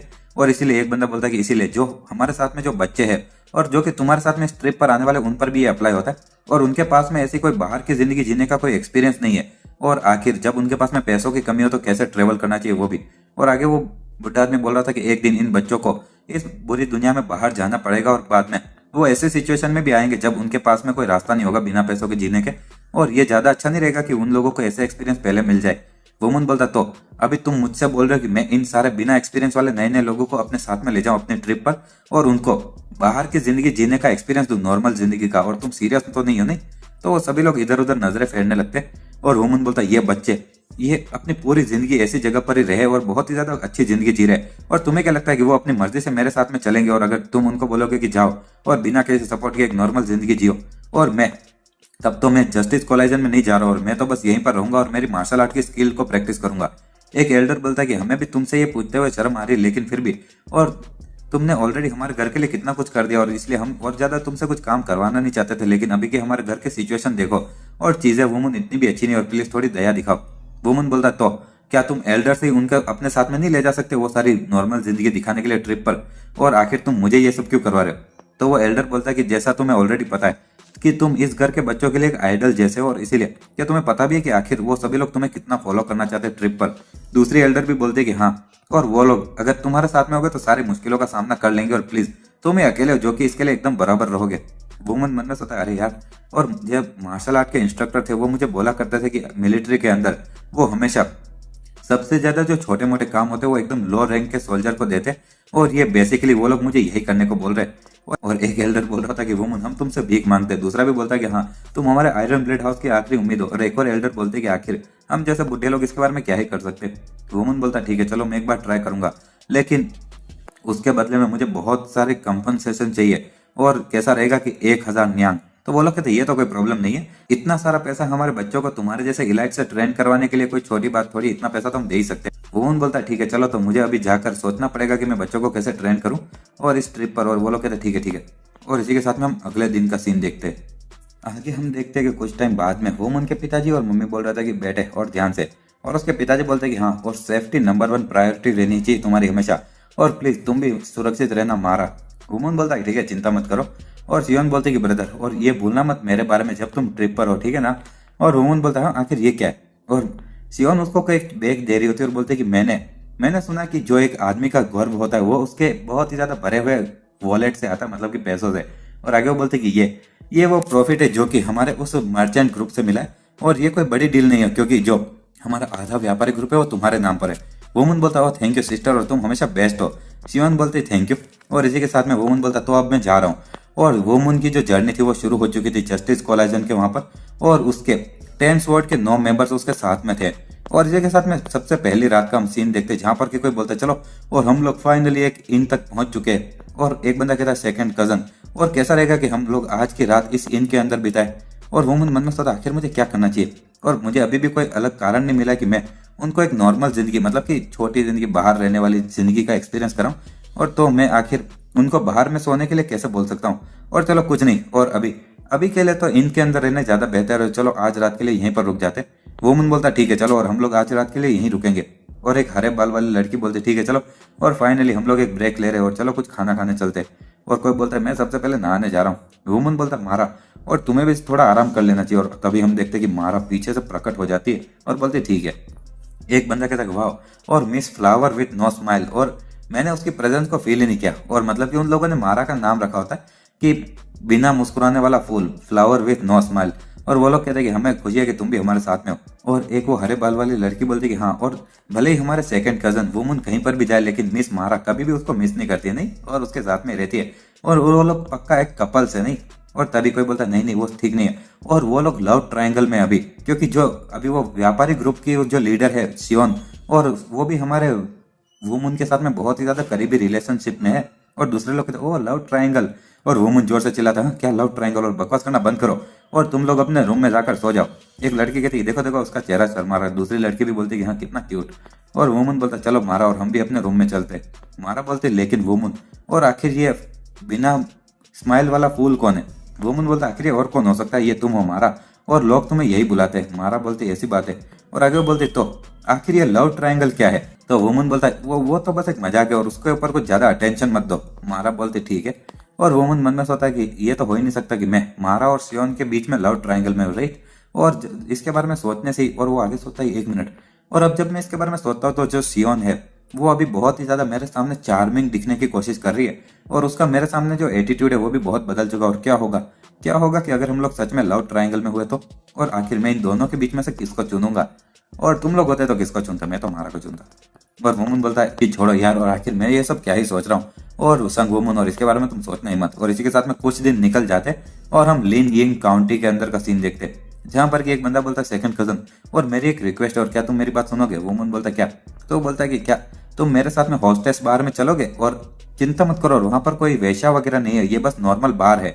और वुमन बोलता है कि आज की रात मुझे ट्रेन करना है, और जो दिन मैंने मिस कर दिया ट्रेनिंग के, और मैं दूसरे किसी बहनों को नहीं बोलूंगा, तो तुम जाओ सीक्रेटली। तो वो बंदा बोलता है ठीक है सर, और परमिशन के लिए शुक्रिया। और इसी के साथ में वो हम देखते हैं कि रात को वुमन कहीं पर अपनी तलवारबाजी की प्रैक्टिस कर रहा होता है मारा के साथ में, और वो बोलता है हाँ, और लगता है कि कुछ कहीं पर हो रहा है ऐसा मुझे लग रहा है। और मारा भी बोलते कि हाँ, और इसी के साथ में वो दोनों कहीं पर जाने लगते। और जब दोनों ही भागते हुए जा रहे होते तो एक लड़की आते हुए बोलती सेकंड कजन, और एक प्रॉब्लम हो चुकी है, और हमारे जो ब्रदर्स है वो एक लड़ाई में पड़ चुके हैं। वुमन बोलता है कहाँ पर, मुझे वहां पर ले चलो। तो वो लड़की कहती मुझे फॉलो करो। और वुमन मन में सोचता है लेकिन आखिर ये बेक यो को इसके बारे में कैसे पता है यार। और इसी के साथ में हम देखते हैं कि कहीं पर किसी के चिल्लाने की आवाज आ रही होती है, और एक बंदा बोलता है कि अगर तुम किसी से लड़ाई करने ही वाले थे तो तुम्हें इतना समझदार होना चाहिए था कि तुम अपने लेवल के किसी दुश्मन को चुनते। और जो होंग में है वो मेरी बीवी बनने वाली भविष्य में, और तुम्हारी हिम्मत कैसी बास्टर्ड्स की कि तुम उसको उसके साथ में एक टेबल पर बैठने की कोशिश करो। और वहां पर हम देखते हैं कि एक थोड़ी सी बदसूरत सी लड़की खड़ी होती, और एक बंदा बोलता है तुम बास्टर्ड, और होंग मई ने कहा है कि वो तुम्हें जानती भी नहीं है, और तुम्हारी हिम्मत कैसे हुई वो तुम्हारी बीवी बनने वाली ऐसा बोलने की। तो सामने वाला इंसान बोलता है कि हाँ, और अगर तुम अभी अंत तक ऐसे रेजिस्ट करने वाले हो तो मुझे तुम्हें मारना पड़ेगा। और जब वो तलवार चलाने वाला होता है तभी वुमन बीच में आता और कहता वहीं पर रुक जाओ। और सामने वाला इंसान कहता आखिर तुम कौन हो। तो पीछे वाले लोग कहते हैं सेकंड कजन। वुमन बोलता है कि चलो, और बीच में पड़ने के लिए तो माफी चाहता हूँ, लेकिन ये सभी लोग मेरे भतीजे हैं, और मैं सच में मुझे देखना पसंद नहीं कि वो किसी से मार खाए। तो सामने वाला इंसान बोलता है कि ये बंदा ये सच में दूसरे लोगों से तो काफी ज्यादा अलग है। और वो लोग कहते हैं सॉरी सेकंड कजन। वुमन बोलता है कि ठीक है चलो, और तुम्हारी जो सिचुएशन है वो मुझे जल्दी से एक्सप्लेन करो, और ये किसकी गलती है। तो एक वो बंदा बोलता है कि हम लोग यहाँ पर ये जो गाना गाने वाले इसके साथ में मजाक कर रहे थे, और ये इंसान अचानक से अंदर आ गया, और उसने कहा कि जो ये गाना गाने वाली है और नाचने वाली जिसका नाम होंग मेई है, और वो उसकी बीवी बनेगी भविष्य में। लेकिन उस औरत होंग मेई ने कहा कि वो इस आदमी को जानती भी नहीं है। और इसी के साथ हमारा ये चैप्टर भी। हेलो दोस्तों, और सेलेस्टियल जीनियस के इस चैप्टर की शुरुआत में हम देखते हैं कि जो वो एक बंदा होता है वो बता रहा होता है कि हम लोग इस डांसर के साथ में मजा कर रहे थे, और तभी ये इंसान यहाँ पर आया और उसने कहा कि ये जो डांसर है जिसका नाम होंग मेई है और वो उसकी भविष्य में होने वाली बीवी है, लेकिन उस औरत ने कहा कि वो इस आदमी को जानती भी नहीं है। वुमन बोलता है कि तुम वही औरत हो ना जिसके बारे में ये लोग बात कर रहे हैं, और क्या मेरे जो जितने भी भतीजे वो सच बोल रहे। तो वो औरत बोलती है कि हाँ वो लोग करेक्ट बोल रहे हैं, और मैं उसको जानती भी नहीं हूँ। वुमन मन में सोचता है कि उसकी आंखें और आवाज थोड़ी सी कांप रही है, और आखिर इस सब के पीछे किस तरह की कहानी है। और सामने वाला इंसान कहता है कि अभी बकवास करना बंद करो, और तुम लोग बहुत दिमाग खराब कर रहे हो, और अगर तुम यहाँ पर अपने इन छोटे मोटे भतीजों को बचाने के लिए आए हो जिनको कि अभी यहाँ पर हॉस्टेस बार में खेलते हुए मार पड़ी है, तो तुम्हें यहाँ पर सीधे मुझे मारने के लिए नहीं आना चाहिए। और वो दूसरे लोग कहते हैं ओए बास्टर्ड। और वुमन बोलता है कि मुझे नहीं लगता है कि तुम उन लोगों से कुछ ज्यादा अलग हो जो कि किसी औरत के पीछे पड़े रहते हो पैथेटिक, और तुम क्या मुझसे लड़ना चाहोगे। तो सामने वाला बंदा कहता ठीक है चलो, और मैं ये पक्का करूंगा कि तुमने जो बोला उसके लिए तुम पछताओ, और मैं तुम्हें मार डालूंगा। और ऐसा बोलते हुए वो वुमन की तरफ आता है और एक हमला करता है, और वो बोलता है कि वो और लगता है कि तुम सच में काफी ज्यादा ताकतवर हो, नहीं और ये तो काफी ज्यादा एक्साइटिंग होने वाला है तब तो मुझे भी अभी इधर उधर खेलना नहीं चाहिए राइट। और इसी के साथ में उसकी तलवार में भी ओरा आने लगता है, और वो वुमन की तरफ एक हमला करता है। और वुमन मन में सोचता है आखिर किस तरह की अजीब सी तलवार है, और ना ही उसके पास में तेज अटैक की स्टाइल है, लेकिन साथ ही में उसके जो स्वॉर्ड स्टाइल है उसके अंदर काफी ज्यादा अजीब सी एबिलिटी भी छुपी हुई है, और ये बहुत ही ज्यादा ताकतवर है, लेकिन मेरे पास वेस्ट करने के लिए टाइम नहीं है। और बोलता है विंड फ्यूरी, और एक हमला करता है। सामने वाला बंदा उसको डॉज करते हुए सोचता है अरे यार, और वुमन बोलता है चलो वापस यही खाओ और विंड फ्यूरी। तो सामने वाला बंदा बोलता है ओह, और सेम स्किल 2 बार लगातार इस्तेमाल कर रहे हो, और लगता है कि तुम्हारे पास जितनी भी स्किल्स थी सारे दिखा दिया, और वापस वो स्किल यूज करने की ट्राई करो, और भले ये स्किल कितनी भी महान हो लेकिन इस बार मैं उसमें फंसने वाला नहीं हूँ। और इसी के साथ में वुमन मन में सोचता है कि वो मेरे जाल में फंस गया, और इसी के साथ में वो सोचता है विंड फ्यूरी स्टॉर्म, और वो कुछ हमले करता है, और उसकी तलवार से जो चीज होती है वो बाहर निकल कर उस बंदे की तरफ जाने लगती है। और वो बंदा बोलता क्या, और तुम्हारे पास में और भी ज्यादा स्किल्स थी। और वो मन में सोचता है कि मुझे इसको किसी भी कीमत पर ब्लॉक करना होगा, और एक 1000 ब्लास्ट ऑफ डीमन ब्लेड, और इसी के साथ में बहुत सारे हमले होते। और थोड़ी देर बाद में हम देखते हैं कि सामने वाला जो बंदा होता है वो अपने घुटने पर बैठा होता है और कहता है तुम बच्चे, और ये बंदा कोई नॉर्मल बंदा नहीं है। वुमन बोलता है तो क्या अब हमें ये सब खत्म कर देना चाहिए। तो तभी वो लड़कियां तो कहते रुक जाओ, और आखिर तुम्हें इतना ज्यादा भी इसके साथ में बुरा बर्ताव करने की जरूरत नहीं है। तो वो दूसरा बंदा कहता है कि होंग मेई, और वुमन बोलता है जैसी मुझे उम्मीद थी, और चलो तो अभी के लिए यहीं पर रुक जाते। होंग मेई बोलते तुम ठीक तो हो ना, और क्या तुम्हें कुछ ज्यादा दर्द हो रहा है। तो वो बंदा बोलता है कि हाँ, लेकिन मुझे बिल्कुल दर्द नहीं हो रहा क्योंकि तुम इस तरह से गले लगा कर बैठी हो, और अगर मुझे पहले पता होता कि तुम इस तरह से ट्रीट करोगे तो मैं पहले थोड़ी मार खा लेता। इसी के साथ में वो सामने वाली औरत बोलती कि तुम बेवकूफ, और आखिर तुम यहाँ पर क्यों बार बार आए जा रहे हो जब मैंने तुम्हें आने का मना किया था। और मैं तो बस एक बदसूरत कर्टेशियन। और तभी वो सामने वाला बंदा कहता लेकिन हम लोग एकदम परफेक्ट फिट करते हैं एक दूसरे के लिए, और मेरे जैसे किसी बेवकूफ के लिए तुम्हारे जैसी कोई एकदम समझदार और गर्म दिल वाली इंसान चाहिए, और एक औरत जिसकी की बहुत ही ज्यादा खूबसूरत आवाज हो तुम्हारे जैसी। तो पीछे वो मारा होती है, वो बोलते ये काफी ज्यादा अजीब लग रहा है, और मुझे पता नहीं क्यों लेकिन मेरे रोंगटे खड़े हो रहे। वुमन बोलता है कि नहीं ये अजीब नहीं है, और मुझे भी सेम लग रहा है क्योंकि ये बहुत ही ज्यादा क्रिंजी लाइन है। और दूसरे जो बंदे होते हैं वो बोलते हैं आखिर ये क्या चल रहा है, और क्या ये दोनों रिलेशनशिप में थे। वुमन बोलता है क्या तुम लोग अभी थोड़े बहुत बेहतर हो और क्या अब हमें चलना चाहिए। तो पीछे वाला एक बंदा बोलता है सॉरी सेकंड कजन, और सामने वाला इंसान कहता है रुको, और मैं तुम्हारा नाम जानना चाहता हूँ, और मेरा नाम ग्यूम रॉक है और मैं डार्क हॉर्स मार्शल सेक्ट से हूँ।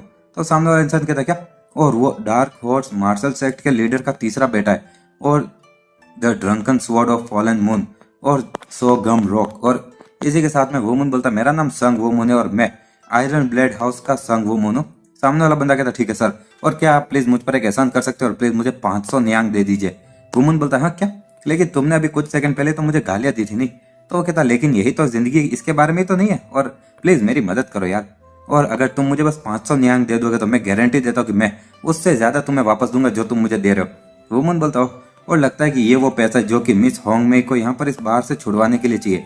तो सामने वाला बंदा कहता है कि हाँ बिल्कुल, और जब मेरे परिवार को पता चला कि ये फैक्ट कि मैं इसको खरीदने की कोशिश कर रहा हूँ हॉस्टेस बार से, तो उन्होंने डिसाइड किया कि वो मुझे एक भी रुपया नहीं देंगे। वो मन में सोचता है 500 न्यांग, ये ऐसा इतना ही पैसा है जो कि मुझे अपने घर से मिला और ये परफेक्ट है, और सच में कोई मुझे बहाना नहीं मिल रहा था कि हम लोग खुले में रहने के लिए क्या बोले, लेकिन चलो फाइनली एक मिल गया। और वुमन बोलता ठीक है, लेकिन पक्का करना कि तुम बाद में किसी भी तरीके से मुझे वापस पैसे दे दो, समझे। और वो पीछे वाला बंदा कहता ओ आपकी दया, और मैं कभी नहीं भूलूंगा सर। वुमन बोलता है ऑफ कोर्स तुम्हें मुझे वापस देना ही होगा ये पैसा, और चलो गाइस चलते हैं। तो सामने वाला बंदा मन में सोच रहा था कि मैं एक छोटे तालाब की बड़ी मछली था, और हे भगवान मुझे पता नहीं था कि उसके जितना भी एक ताकतवर इंसान होगा यहाँ पर, और आयरन ब्लेड हाउस, और उन लोगों के पास में अभी भी ऐसी काबिलियत है कि वो पाम एम्परर जैसे वॉरियर्स को प्रोड्यूस कर सकते हैं। और इसी के साथ में हम अगले दिन सुबह का सीन देखते हैं जहाँ पर कि वुमन बोल रहा था कि हमें अब से थोड़े बहुत पैसे बचाने की कोशिश करनी चाहिए, और हम लोग अब से कुछ समय तक बस नूडल्स ही खाने वाले हैं। तो वो लोग कहते क्यों आखिर क्यों, और आखिर अब हमारे पास में कितना पैसा बचा ये मत बोलना कि। वुमन बोलता है कि हाँ मेरे पास में अभी 1-2 न्यांग ही बचे मेरी पॉकेट में, और मैंने जितने भी 500 न्यांग थे जो हमें परिवार से मिले थे वो यहाँ पर उस ग्यूम रॉक को दे दिए। और वो लोग कहते यार ये तो कुछ ज्यादा ही, और आखिर हम लोग अभी ये बचे हुए पैसों का क्या ही करेंगे जब हमारे पास में इतने सारे लोग हैं। और वुमन मन में सोचता है कि वेल मेरे पास में 300 न्यांग और है जो कि सिस्टर सियोन ने दिया है, लेकिन मैं उनको ये कभी नहीं बताने वाला। और वुमन बोलता है कि हम एक फैक्शन से, और इसीलिए हमें एटलीस्ट थोड़ी बहुत बातचीत तो करनी पड़ेगी नहीं, और भावताल। और प्लस उस सामने वाले बंदे ने कहा था कि वो मुझे जितना मैंने पैसा दिया उससे 2 गुना वापस देगा। तो वो लोग कहते तो आखिर हम लोग अभी की प्रॉब्लम का क्या करेंगे। वुमन बोलता है कि ओए तुम लोग अभी कुछ ज्यादा ही मेरे पर क्रूर मत बनो, और मेरे पास में थोड़ा बहुत आइडिया है और इसीलिए सब कुछ निपटा लेंगे। और तुम लोगों को नहीं लगता है कि ये कैंप बाहर की तरफ सोना और थोड़ा बहुत रोमांटिक होगा, और यहाँ तक कि हमारे घर के जो फाउंडर थे मास्टर बैकसेन जो कि अनडिफेटेबल आयरन ब्लेड थे, और साथ ही में वो भी इसी तरह से एक आवारा मतलब कि वैगेबॉन्ड, वो बाहर ही रहा करते थे उसी की तरफ। एक लड़की बोलती कि तुम बस बात ही करते हो। वुमन बोलता है कि वेल ये तो कुछ ना करने से तो ज्यादा बेहतर नहीं। और वो लड़की कहती क्या तुम सीरियस हो। वुमन बोलता ठीक है चलो, और तुम में से आधे लोग यहाँ पर रहकर आग जलाएंगे और आधे लोग जाओ शिकार करने। और कोई बोलता ओ कम ऑन यार, और मारा कहती कि मैं अकेले जाऊंगी। और हम कुछ टाइम बाद का सीन देखते जहाँ पर कि कोई बोल रहा था कि 5 मछलियां और 8 खरगोश, और साथ ही में 19 बर्ड्स। और दूसरे लोग बोल रहे थे कि वाह, और हम सभी लोगों ने जो कंबाइन किया है वो लोग बस 5 मछली और 8 खरगोश ही ला पाए, लेकिन miss flower with no smile मतलब कि मारा ने 19 बर्ड अकेले ही ला लिए। वुमन बोलता कि वाह मारा हमेशा की तरह ग्रेट है, और चलो तो मैं कुकिंग करूंगा। और इसी के साथ में वो लोग आग पर वो सब पका रहे होते। इसी के साथ में हम देखते कोई बोल रहा था कि वाह ये अमेजिंग है।